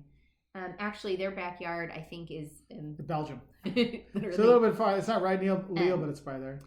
We liked how you recommended Bruges over Brussels for less crowd, smaller town feel. Yeah, and you know what? Brussels is like, it's cool, but again, like someone else said earlier, that capital city or the main big city of a country often isn't indicative of the culture, the overall thing that you're going to see with other things. JF, Mark, did you say to the officer, do you know who I am? No, I would never, ever do that. Never, ever, ever would I ever do that. But I just was laughing. I was just laughing so hard because I'm like, I'm a professor getting pulled over here on campus, and there's students driving like idiots all the time, but you got me. I'm like, you got me, dude. He's like, he's like, license registration. I'm like, I don't know. It's like, if you got it on your phone, I'm like, yeah, no problem. I like pull out my insurance thing on the phone, and he's like, you know, I could tell he was like annoyed at me that I was laughing. I'm like, what you got? Because you know they're always like, do you know what I pulled you over for? I'm like, let me know, because if you tell them, then they can get you like you admitted it. And they're like, I don't know, you tell me. And I'm just like laughing. I'm like, oh, I'm sure there's a lot of reasons why you could pull me over. Yes, Lori Sims, a rolling stop is called a California stop. Yep. And that's what they told her. The same corner they got her at like several years ago. So it's kind of funny. Mark, did you? Oh, sorry. Have you been to the Cheers pub? I have been. If you go to Quincy Market in Boston, they do have a pub, the Cheers pub there, and it actually has a setup you can do, and it's like outside part of the time, so you can go there and see that. I did not get a beer there though. Darian got flashed. The Blitz in Germany, they do all the picture stuff. Yeah, when he said flashed, I thought he meant like, you know. It cost him $29. Well, that's in the Netherlands. When you get flashed, it costs you €29. So I thought that I really was thinking like Nola, you know, like beads or whatever. And I was like, can you see we're different? I flash like this, and Jocelyn flashes like this. Anyway, moving on. But that's one of those things, like, because we got a ticket in Scotland we didn't find out about for months because they mail it to you. At least in Germany, they get the flash, so you know you got it. You're like, dang it. That's why I don't like the camera thing, because it doesn't really stop people from speeding. It's just like you find out 2 weeks later, it doesn't help me speeding the other day. So let's see. Any traveling tips for Greece, including Athens, and what to see? So never pay a lot for food. There's no reason to spend a ton of cash eating in Greece because the food is fantastic. It's gonna be good everywhere. We've had other people that have said, "Oh, we spent $1,000 on our family going to eat out." I'm like, good. Yeah, you totally overpaid way too much for eating in that country. Like you can eat well and cheap in Greece no matter where you go. So don't worry. But so Athens, you know, you've got the major sites. The National Museum is exquisite, even if it's missing a few pieces. Then there's the new Acropolis Museum is really interesting. It's very modern, but showcasing the ancient, and I kind of like that juxtaposition from an architectural standpoint. The Acropolis, obviously, do go to the Acropolis as early as possible. It is blazing hot up there, especially if you're there in the summer. And there's no shade. There is absolutely not a lick of shade, and you can't even get close enough to the Parthenon and things to stand in the shade of the columns and whatnot. But so do things as early as possible. Also remember that the Greeks have a siesta time too. So you need to watch when you eat. Like you might not be able to get a late lunch. Do not drink frappe, Nescafe frappe Do not drink it late in the day because you will not sleep. It's called frappe today, sleep tomorrow. Yeah. So have those early in the day. Get out of Athens. I love the Peloponnese. We often use Sparti as a base because we have family there. So we'll and as Tavares says, Nafplio, Montavasia. Montavasia is nice. Awesome. Nafplio is one of Mark's favorite cities, and my dad's is Gifio. I've been there too. Yes, and it is a really lovely place. So there's so many cities full of stuff. Do not be afraid to drive. Do take an international driver's license because you will need one. Even as a Greek descent, I cannot rent a car in Greece without an international driver's license. And you get that from your local AAA. And it's like $20. And drive on the shoulder. Hug the right as much as you possibly can. That's the proper way to do it. So Davin says here, driving in Italy and Ireland took years off my life. It can be a bit stressful. Just take your time. Driving in Italy would take it off mine too. Tavares, your videos gave me the courage to rent a car in Greece with only 1 year of driving experience in Lisbon for what it's worth. So 1 year in Lisbon is like 50 years around the world. So you're fine. Yeah. And it was very much worth it. Yeah. So I'm glad we could help out there. Montavasia. Yes, all of those places. Yeah. I love the Acropolis, but be careful coming back down because the marble underfoot can be slippery. That is very true. We saw. And there's loose dirt and gravel and stuff too. I saw an old lady fall. Oh my God, it was horrible. You do wear good. So you don't need to wear hiking boots, but have like something whose bottom is a little grippy. That would be one of the days I do not wear Birkenstocks because they're too slippery. You want to have some good tread on that one. Actually, I think that one time when I went up, I love those Vibram. I don't know if you say Vibram or Vibram or whatever, but the 5-finger shoes where it goes on your toes. So I have actually worn those up because I find that I have the best grip in those. I know it looks silly, but those are good ones for me personally. So. Yeah, so Marianne was answering where you can get them. So her bank does it. Also, AAA offices do it. It's easy to get currency exchange before you leave. Yeah, AAA and banks can do it to give them time to get exchanging money. AAA is where you go for the international driver's license in the U.S. Jack, how easy to get a job in the U.S. If you don't have the visas for it anywhere in the world, trying to get a job is almost impossible. So it takes some time to really get those things kind of set up. Have you ever been to Ibiza? Ibiza? No. No, I haven't either. I have not. Do your kids hate traveling? No, there was a time when they I just want to be home for a bit, but last summer. Moments. Yeah, that's why we always make sure we plan time for them. I know, now Caleb, okay, so we've been home for 2 months straight now. Do you like being home 2 months straight? I think they miss their traveling. They get bored now. I mean, our kids have a different life. Yeah, and they know that, and that's the thing is Caleb realizes that now. He's like, this is kind of different. It's kind of special. I'm like, yeah, and you're starting to catch on. Liam, for him, he's getting there, and they do. I mean, Liam will have the most profound things. You're like, wow, dude, that's really deep, man. But both of them have moments where they. Caleb could be a philosophy major. Caleb's. But one that could get a job, he's good at it. So yeah, he's a very philosophical kind of person. Scorpio Sue, top 5 European countries to go visit and when. I've only been to the UK. Love your channel, so we'll live out the UK for you because you've already been there. I would go Italy September, France in the spring. Greece also September. Yeah, Greece in September. I would say Scandinavia in the summer only. Well, not only, but in the summer. Because it's fantastic. Unless you want to see the Northern Lights, then go to Finland or Lapland and see that. Germany, Christmas time. Austria, Christmas time. Czech Republic, summer. I would do warmer weather in Czech. It is lovely at Christmas time. Their markets are great. Yeah, but I would rather do because in the warm weather. I would rather. Yeah, and the Czechs love their beer, and they have beer gardens all over the place. And you'll go out in the nature and do stuff. So a lot of different places there. Let's see. Baltic's definitely doing in the summer. I know you asked for 5, but we're just trying to give you the time frames, best times to go to some places. Yes, we've been to Tikal in Guatemala. Yes. It was really fun. For us, it was not about mysticism. It was more about the ancient history and also Star Wars.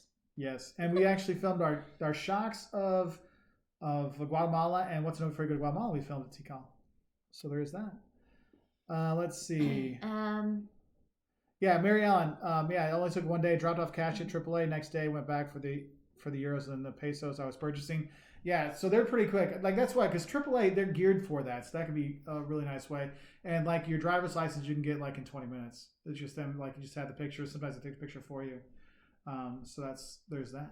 I don't know that I would agree with that. The tourist areas of Italy are the rudest in Europe. Maybe the tourists that are there are the well, let's talk about that, because it's not just Italy. There are a lot of places where I've been treated rudely by staff immediately, and because we're American tourists. But the minute that you are kind or you use a word of the local language, that completely changes. And here's why they're rude. Having been a server in a restaurant and bartender in a very touristy town, in a touristy area, it is hard. It is a hard job. People are rude and mean. They're drunk and idiotic, and they don't treat you well. So when you get when you're inundated all of the time with tourists, it's hard to keep a kindness sometimes, and you have more bad days than good days sometimes. I remember I used to have this thing, and I would say, just fake smile, eventually it'll become a real one. And I did. I would be out on the floor smiling and being kind, and I'd walk into the kitchen, my face would fall immediately, and I was just like, it was tough. But eventually you fake smile long enough and you mean it. So there you go. So Alexander, I have not been to Mexico City, but we will get there. I was hopefully going to go to VidCon Mexico, which was the beginning of May, but that got canceled, so not going to that. Mary Ellen, Mark and Jocelyn, any suggestions for multiple currency wallets for traveling to several countries in a trip? So what we actually do is we have a RFID protected sleeve for our passports, like zips up closed, and inside it has the multiple things. So we'll actually put like euros on one side, dollars on another side, and then another thing we'll put like pounds, and so we'll have it separated that way, because I don't like to have multiple currencies in a wallet. But let's talk about this. We don't carry a whole lot at one time in anything. We kind of have enough to get us a taxi ride.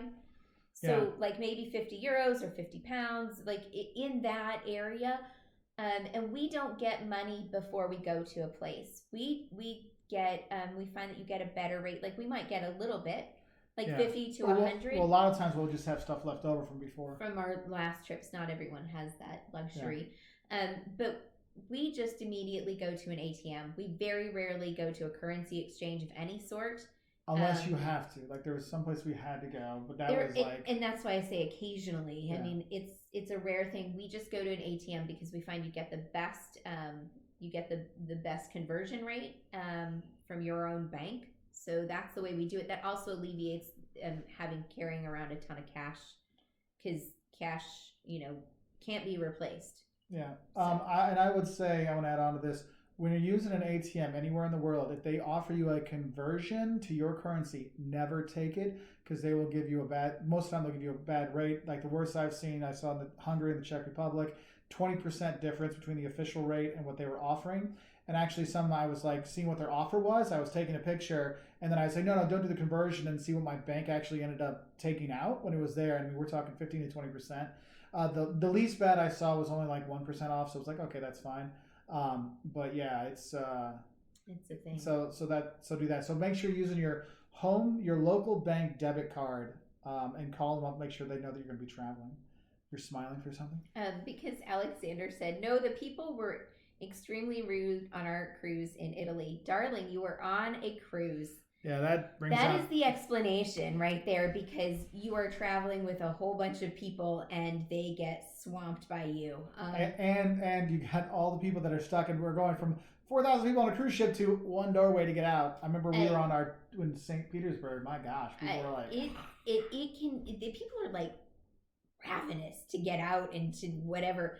And yes, I'm not saying that they weren't rude, but I have been in many places that are, and I don't think I wouldn't make the generalization that Italy is worse than anywhere else that gets inundated. So off the beaten path adventures and travel. My wife is having her birthday today. Well, happy birthday to Mrs. Off the Beaten Path Adventures and Travel. I hope you're doing well. Yay. And so if you have to hop off and go show love and affection, it's okay. We give you permission. You should totally do that. But tell her happy birthday from us. Yes. Yeah, West Buckles, bartender serves a thankless job. It certainly is. It was, but you know what? As hard as it was a really great job. I met amazing people. I learned a lot of strange things that helped me later in my professional career in management by being a server and a bartender. It's incredible what skills that gives you. I would not mind our kids doing that when they're young. Yeah, and the thing is, on all the travels, I do enjoy sitting at the bar and talking to the bartender and stuff like that. I remember one of my favorite times I was in Sevilla, Spain, and I was getting my master's in Germany, so German was my main foreign language at the time. And I'm there, and I'm like, oh, I get to practice my Spanish again. And I'm talking to the bartender, and there's these two American girls there, and they're just cute as buttons, I mean, I was like 22 at the time, 23 at the time, so they were probably like 21 or something like that. And so we're sitting there, and I'm thinking this bartender's obviously going to want to talk to these two cute girls. Like, why would he want to talk to me? I'm some dumpy dude, but just speaking Spanish. And so we're chatting, and so we're at the bar drinking and stuff, and I mean, I was probably there for like an hour, and then the dude just got so mad at the two American girls that were studying. He's like, wait a minute, you two are studying Spanish here in Sevilla, and this dude over here who's living in Germany can speak better Spanish than you? What the hell? And he just like ripped into them. He's like, you should learn how to speak. And I felt really good with my Spanish right there when he's like insulting other people that were supposed to be learning Spanish there. And it was like a really nice thing. And I ended up talking to him. I was there we went back to his bar years later. I don't think you knew that. He wasn't there anymore. Sevilla. In Sevilla. I remember. You were like, I got to go to this place. Yeah, and so it was like right off the Cabildo going there on the right. And so, I just sat there for a few hours, had like 9 plates of tatas bravas. We just talked, and it was like great. And so you get to meet so many people that way. And that's why I always recommend just trying to speak a little language goes a long way. Like those girls, I think they got yelled at because they were like trying to be like, we're so great because our Spanish is great. And they were being dicks to him. No part of my language, but they were being really rude clients. So it was interesting. Anyway, Purdue likes Apple Pay. And the touch list, make sure you have the contact free. The touch credit cards these days, because like if you're in the Amsterdam airport, some places you can't put coins in, or you might not have coins, but the touch list or whatever the tap thing, you can do that and get your stuff at a lot of places. And yes, having things with no currency exchange fee is really important. Our credit cards, we use the Delta Amex. Yeah, and then we have 2 Visas, but one doesn't have that, so we never take it traveling. It's like a backup thing. It's like, no, this one has because not having the foreign transaction fees can save you up to 1.5% to 3% on a purchase. And let's talk about this. It is a good idea to have a backup credit card. So we have American Express and Visa because sometimes Amex isn't taken everywhere. Although it is rare that I find someone that doesn't take Amex. Quite frankly, I find that more in the U.S. than I do in Europe. I don't know if I agree with that, but I'll go with you. I think you have more trouble than I do. I have more trouble, but I also do travel a lot more. I also shop a lot more. That's true. So that's true. You're right, because when it's the stores, the stores do take it. You're right, do take Amex quite a bit. It's the restaurants that are like Visa, MasterCard. Restaurants might be a little different. So anyway, we have a credit card that we don't use, except that we have it maybe someplace else, like in locked with our passports or something, so that if we were to be robbed and we lost our usual credit card that we use all the time, that other card is still back at the hotel or whatever, somewhere safe, so that we aren't ever stuck without. So keep that in mind when you're traveling. Off the beaten path adventures and travel. I'm cooking breakfast while she sleeps and watching my favorite travel show. You're sweet. Dude, you are smooth. That's sweet. Smooth criminal. Which country has the oddest energy? I don't know that I noticed energy as a thing. Atmospheres, I don't know. Yeah. It's hard to say. Ged Matthews makes a good point. Any place has rude people, to be honest. That's the truth. That's true. And you have good people anywhere too. I mean, you do, and sometimes you have a day where you just run into a lot of bad people one day, or you have an amazing day where you run into lots of really good people. Mercury, how many days is enough for St. Petersburg? 3. 3 days will be fine. How long? you guys should have a radio show. So we're working on the podcast stuff. So I've been working. I know people are like, well, you said it's going to come. Yes, with having to move all my classes online, everything's gotten pushed back. But we have the mics, we have the stuff, we have the things. And so what'll happen with the podcast, there'll be the audio version, but also we'll be uploaded onto Walter's World, the podcast as well. When these things do start, so it'll be kind of like a weekly or bi-weekly kind of thing. So we have to see how it goes. We're trying it out. Tony, Albania, good to see you. There's a couple I want to answer here. Yeah. Baggy T, is the day trip to Colonia worth it? Yes, absolutely. Oh yeah. Is there much to see and do for a full day? Yeah, actually, we did. We went. We did a little thing where we stayed overnight. So we had like. You said 2 nights in We Colonia. did say 2 nights, and so we had like 2 full days plus a little part day where we were traveling, in and out or whatever. Really good. Yes, Sarah B. Road trip from Philly to Sacramento. I have 7 days each way. Fun stops along the way. That's a long drive. Philly to Sacramento in 7 days. Shoot, you're just going to be able to stop. I think the world's largest ball of strings on your way. Yeah, I think if you're going, you'll come across from Philly. It depends which way you go. Back. 7 days. That's a drive. I'm going to assume you have like roughly 7 days each way. It's so 2 weeks, 14 days. So 7 days there. I'm looking at this 7 days back. And then we're not talking your times in between. So when you're stopping, I would do a northern track and then come back on a southern track.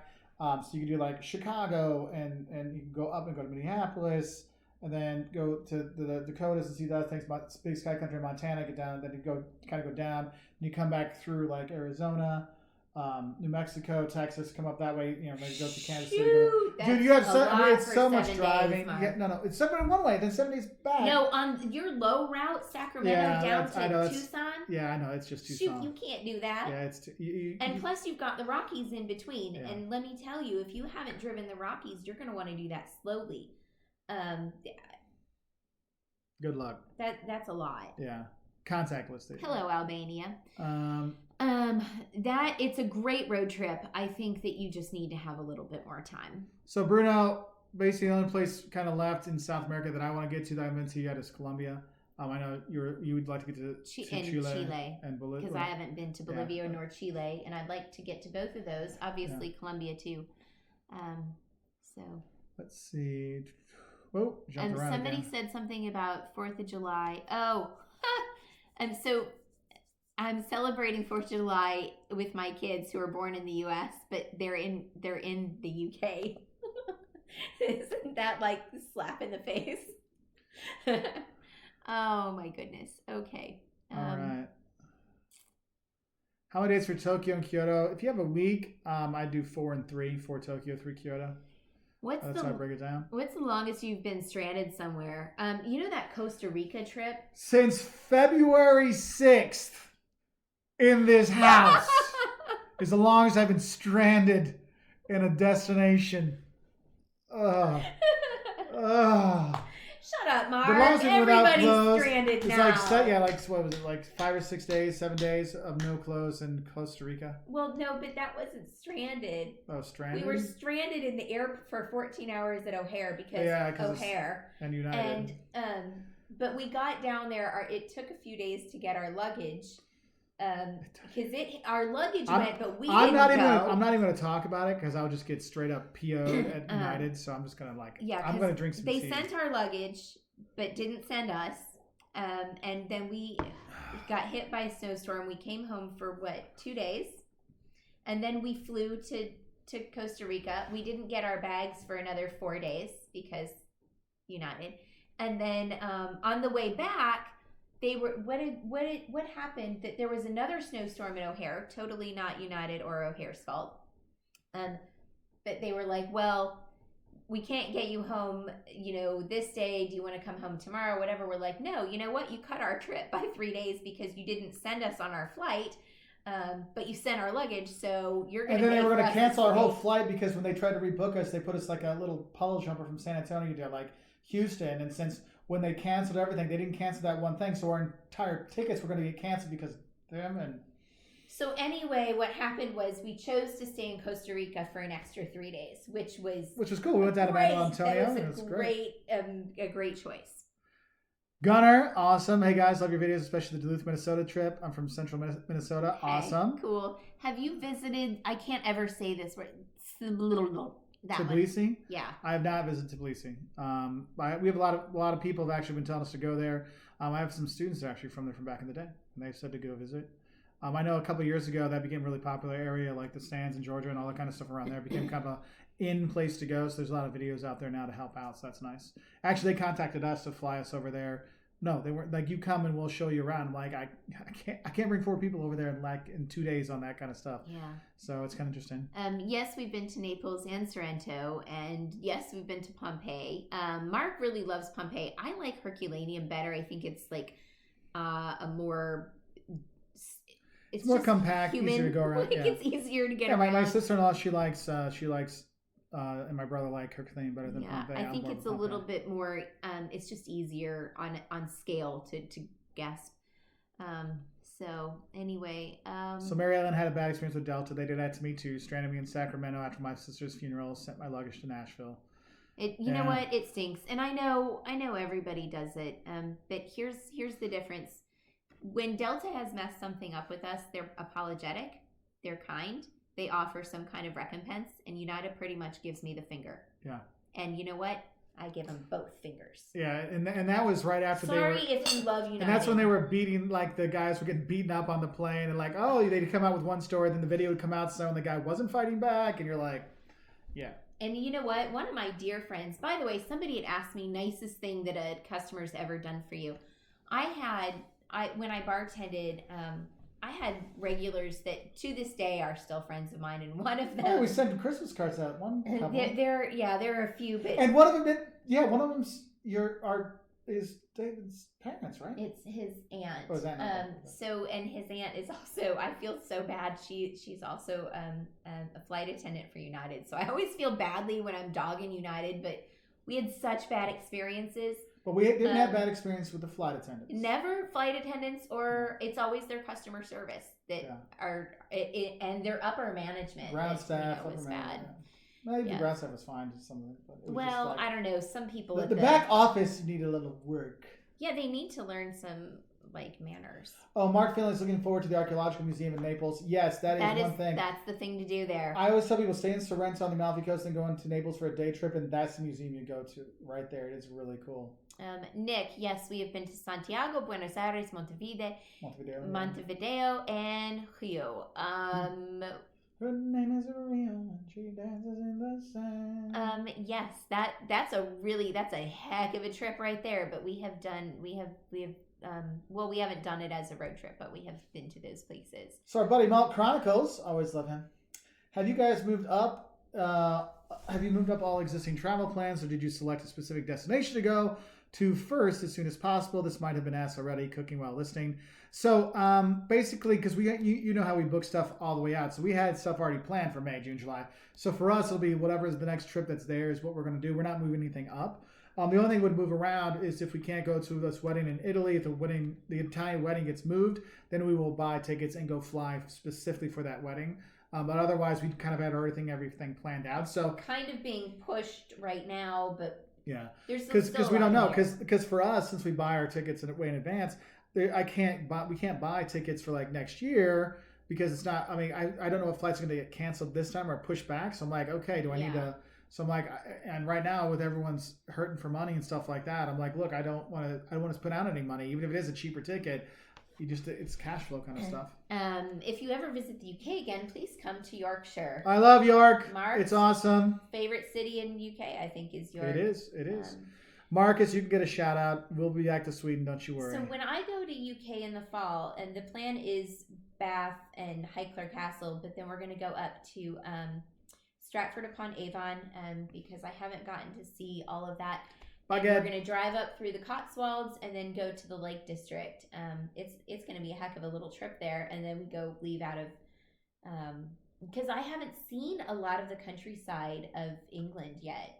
It's gorgeous. So. I've gone the Lake District, Peak District, all kinds of stuff. It's really nice. Jed, is traveling alone a good idea? If you like traveling, yes, you can travel alone. I travel alone a lot. I travel with family. I prefer the family because I like my family. But some people don't. I have friends that never travel with their family. They always go by themselves. Bye, Ged. So there's all those things. Yeah, later, Ged. Thanks for being on. You can definitely do it. It's not a problem. There's places that are probably better as a solo traveler. One thing I always say is like if you're a solo traveler, if you're younger, or a solo traveler any age, if you stay at hostels, you usually find a lot of other solo travelers there, so you can get like a kind of travel buddy for the day. So that's nice. Mary Ellen, I went to go to Montevideo to visit my favorite yarn company. The whole area is on my short list, so you'll love it. There are a lot of really interesting fabric and textile sort of places all around that area. I got some really great knittings and things like that, like ponchos sort of thing and whatnot. So Al Simpson, where was your first trip together as a family after your youngest son was born? Well, he was born in Portugal. So our first trip then, my parents came to visit and we rented a van and we drove to Sevilla, Spain. And he was 6 weeks old when we did that. And then then we went to Italy when he was 7 weeks old and Greece when he was 8 weeks old. Yeah, so we flew like that. So that was the first one. He didn't even get to America until he America was like his sixth country or something like that. I think. So there was that. Yeah, you've been to Birmingham, right? Yeah, but it's been so long ago. I wouldn't feel confident giving any information on it. Let's see. It depends. Oh, that's some. What's more important to you, a comfortable direct flight, a nice hotel, or food when traveling on a budget? I don't really care about the flight because, you know what? I'll take a melatonin and drink a glass of wine and go to sleep. Anyway, Mark doesn't sleep. Whether he could be in first class with a lie flat seat and melatonin and he still won't go to sleep. With a bottle of wine, I ain't doing nothing. So the flight's out for us. Hotels are not important to us because literally it is a place to lay our heads. As long as it is safe and it's clean, I don't care. I mean, we've stayed in some tiny places. We've stayed, most of the time it's not very fancy. And so food would be the thing that's most important because it's like a lot more touch on the culture. It's something that is intrinsic to the place, whereas the other things are not. So West Buckles asks, is 3 or 4 days enough to see Ireland? No, it's not enough to see Ireland, but what you could do is just fly into Dublin, have that as your base, do a day trip out to Kilkenny, and then you can see kind of Kilkenny and Dublin and do that, just so you get a little bit of a feel, because you just don't have a lot of time. Mark has been to Cyprus. I have not. That was a long time ago, though, too, yes. That you went there. Yes, that was a very interesting trip. Come on, stop it. I just want to see... Dagnabbit. Have you ever ride a horse, donkey, camel, alpaca? Every time I ride a horse or get near a horse, they try to kill me, so I try to avoid them. Period. I've ridden horses. I think when I was little in Mexico, and we used to ride donkeys all the time, that was like the means of travel. And I remember doing that as a child. So Mark Gibson, solo traveling in South America is cool. I've done it multiple times. Which cities are best to visit? So if you're going to do cities, I mean, you got the Peru, Lima to Cusco to Puno, Lake Titicaca, go over to La Paz, come down to the Salar de Uyuni in the south of Bolivia, go over to Chile from there near La Calma, then go down to Santiago. You can go all the way down farther in Argentina and do the Glacier National Park. Come up to Bariloche, then go over to Buenos Aires, across the river into Colonia, do to Montevideo. Then you get up into Brazil and you can get Floripa and Sao Paulo, Rio, up to the northeast, then fly over to Cartagena and Bogota, and then fly out of Quito, and when you go see some of Ecuador. So there you go. Easy to do, and South America is really good for solo travelers, to be honest. Morgan, I'm sorry that you haven't had a good experience with Delta recently.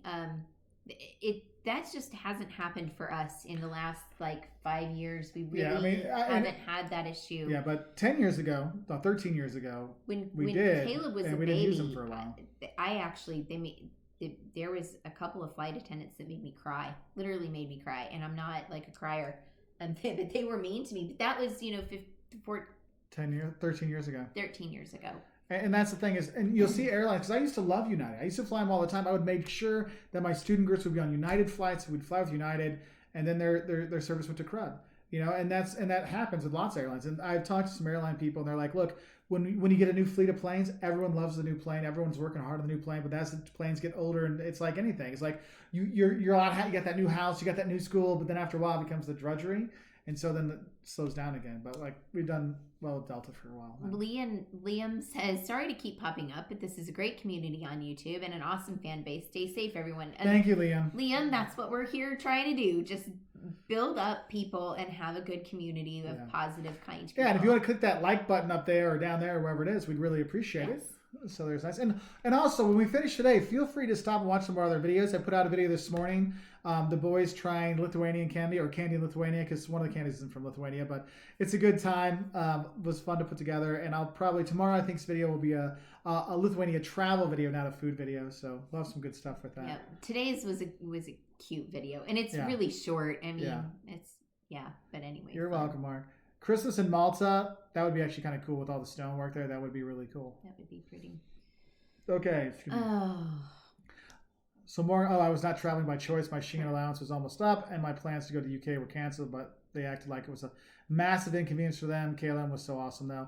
Well, I'm glad KLM could step up. That's cool. I've had that before with the Schengen allowance kind of stuff, or when I was getting my new visas when I was living in Lithuania, I always had to the day it was ending, I'd have to go into Latvia and spend the night there and then come back to make sure I had a stamp leaving and coming back on different days. So there's all kinds of, the visa stuff could be a real pain. I knew though that. Let's see. Skopje would be good. I've not been. That's on my list of places I'd like to get to. Let's see. All right. Let's see. Lola, just don't mention self-driving cars. Yeah. Dear, I don't mean to be rude about the self-driving cars. I just think people need to pay attention so they don't die. All right. Mary Ellen likes to binge watch our videos. Aw, thank you, Mary Ellen. Thank you. You're the best. Her travel list is growing. You know what? That's the thing is, I know that we're sort of like a planning channel, but you can watch those videos and find things that really suit you for when we're able to travel again. Mr. Blonde. Funniest thing on a plane was when the flight attendant thought a 12-year-old girl was the wife of some random 32-year-old dude. They did not speak the same language and did not know each other. People used to think I was my dad's wife all the time. Because my dad, I still hold my dad's hand. And I remember somebody making this offhand comment about how trashy it was because she's young enough to be his daughter or something. And I turned around, I'm like, I am his daughter, you moron. Do you not see it? Put a mustache on me. We look just the same. It was really it's disturbing. Anyway, disturbing. and then there was Straight the up time when we disturbing. checked into the hotel in Athens. And they were like, you and your Yaneka, you and your wife, blah, blah, blah, blah, blah. Oh, right. And my dad's like, Yaneka? And he's looking, he goes, oh, no, she's my daughter. You're like, yeah, whatever, dude. Yeah, we hear it all the time. It's my daughter. It's my cousin. So Sorry, funny. all pair, whatever. Oh.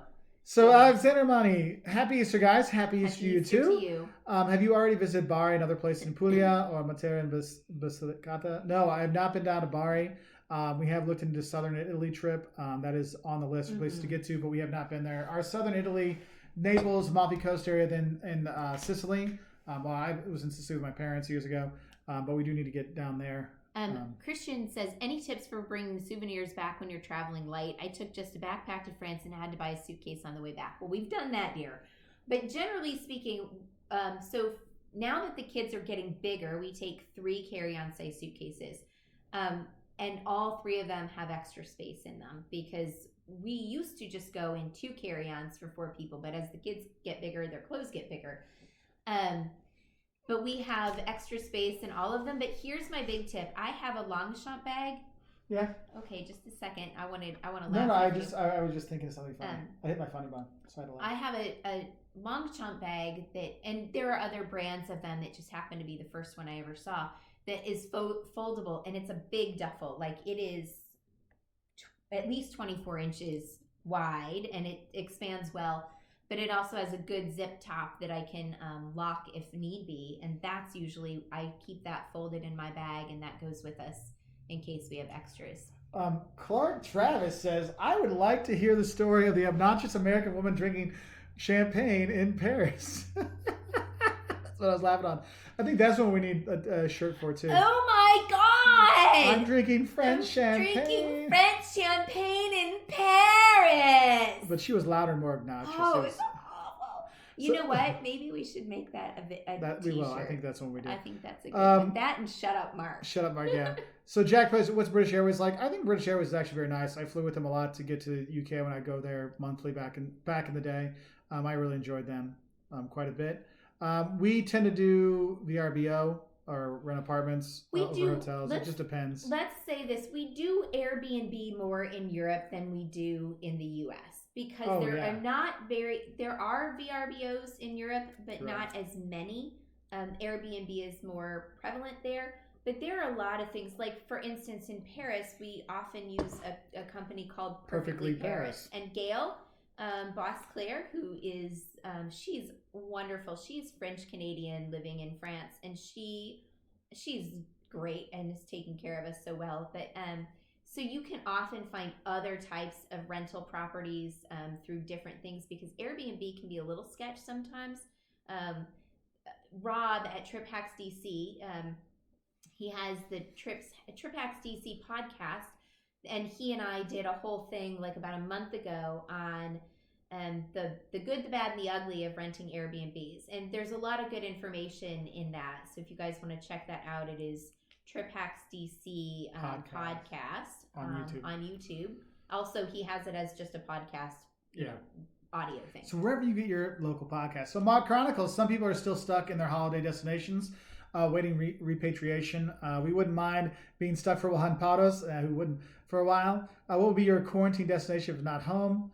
I think we said like Vicenza because we have friends there, but you can't see your friends, but at least it's a place we know, we feel comfortable being in. And he speaks the language. Yeah, I would want to be someplace, where we speak the language. I know we could, we feel comfortable there. So it's like, hey, I've got to go out and go shopping because we have friends of ours. I mean, they got to New Zealand and they shut the borders, and 3 hours later, like no one could get in. So they're like, okay, we got our rent. I mean, they got to get the rental car, and they're like, okay, we got to go. We're not going to go see anything. We got to get the store because they closed other stuff down. So yeah, I mean, and I think that's going to influence a lot of people's choices where they travel the first few months when this is over. Is like, is it someplace I feel comfortable with in case I get locked down again? That Paris,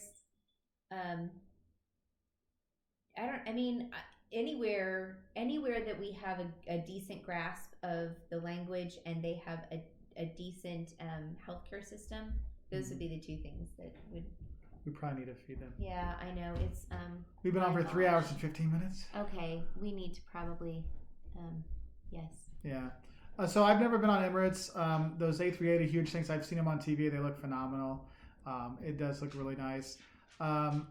Eric Pelkey, the French champagne chick, she was probably 18, 19 years old, loud, on a train. Or it was in the metro. It was the metro. And it was I was so embarrassed that I had to hold her back. Well, I was going to say something. But at the next stop, I was like, Mark, we have to move. We actually went on to a different carriage because I couldn't handle that. Yeah, it was pretty bad. So anyway, all right, we need to get going because we really have to feed our children and do. And a doggy who just wants some love. And somebody needs to go on a WALK. I know Ged said his animals had to go and he had to go take the dogs on WALKs. All right, we'll see you all later. Thank you very much. We're back Wednesday night. Hugs. See you for Wednesday whiskey night. And wine and whiskey. And then on Tuesday, if you go to the Professor Walters channel, I'll be live from I think about 8 in the morning, so hopefully probably 8 at night. With marketing videos and doing some education stuff, and you can ask business questions, and we can do that. Yeah, Liam is in shock that I'll be online. Daddy's going to do a big marathon for his students. He's just going to lecture all day because he likes to not shut up. He's a pretty doggy. Anyway, thank you, everybody. Thanks, Mark, Michael, everybody on there has been helping out. Christian, thanks for being on. Liam, see you later. Lola, Babs, Mary Ellen, Mary, Baggy T, Rich, Michael and Mark, thank you for being moderators, and also to the Means to Travel kids. Yep, everybody. Hugs, everybody. Thank you, everybody. Bye, Ronnie. Bye, Mark.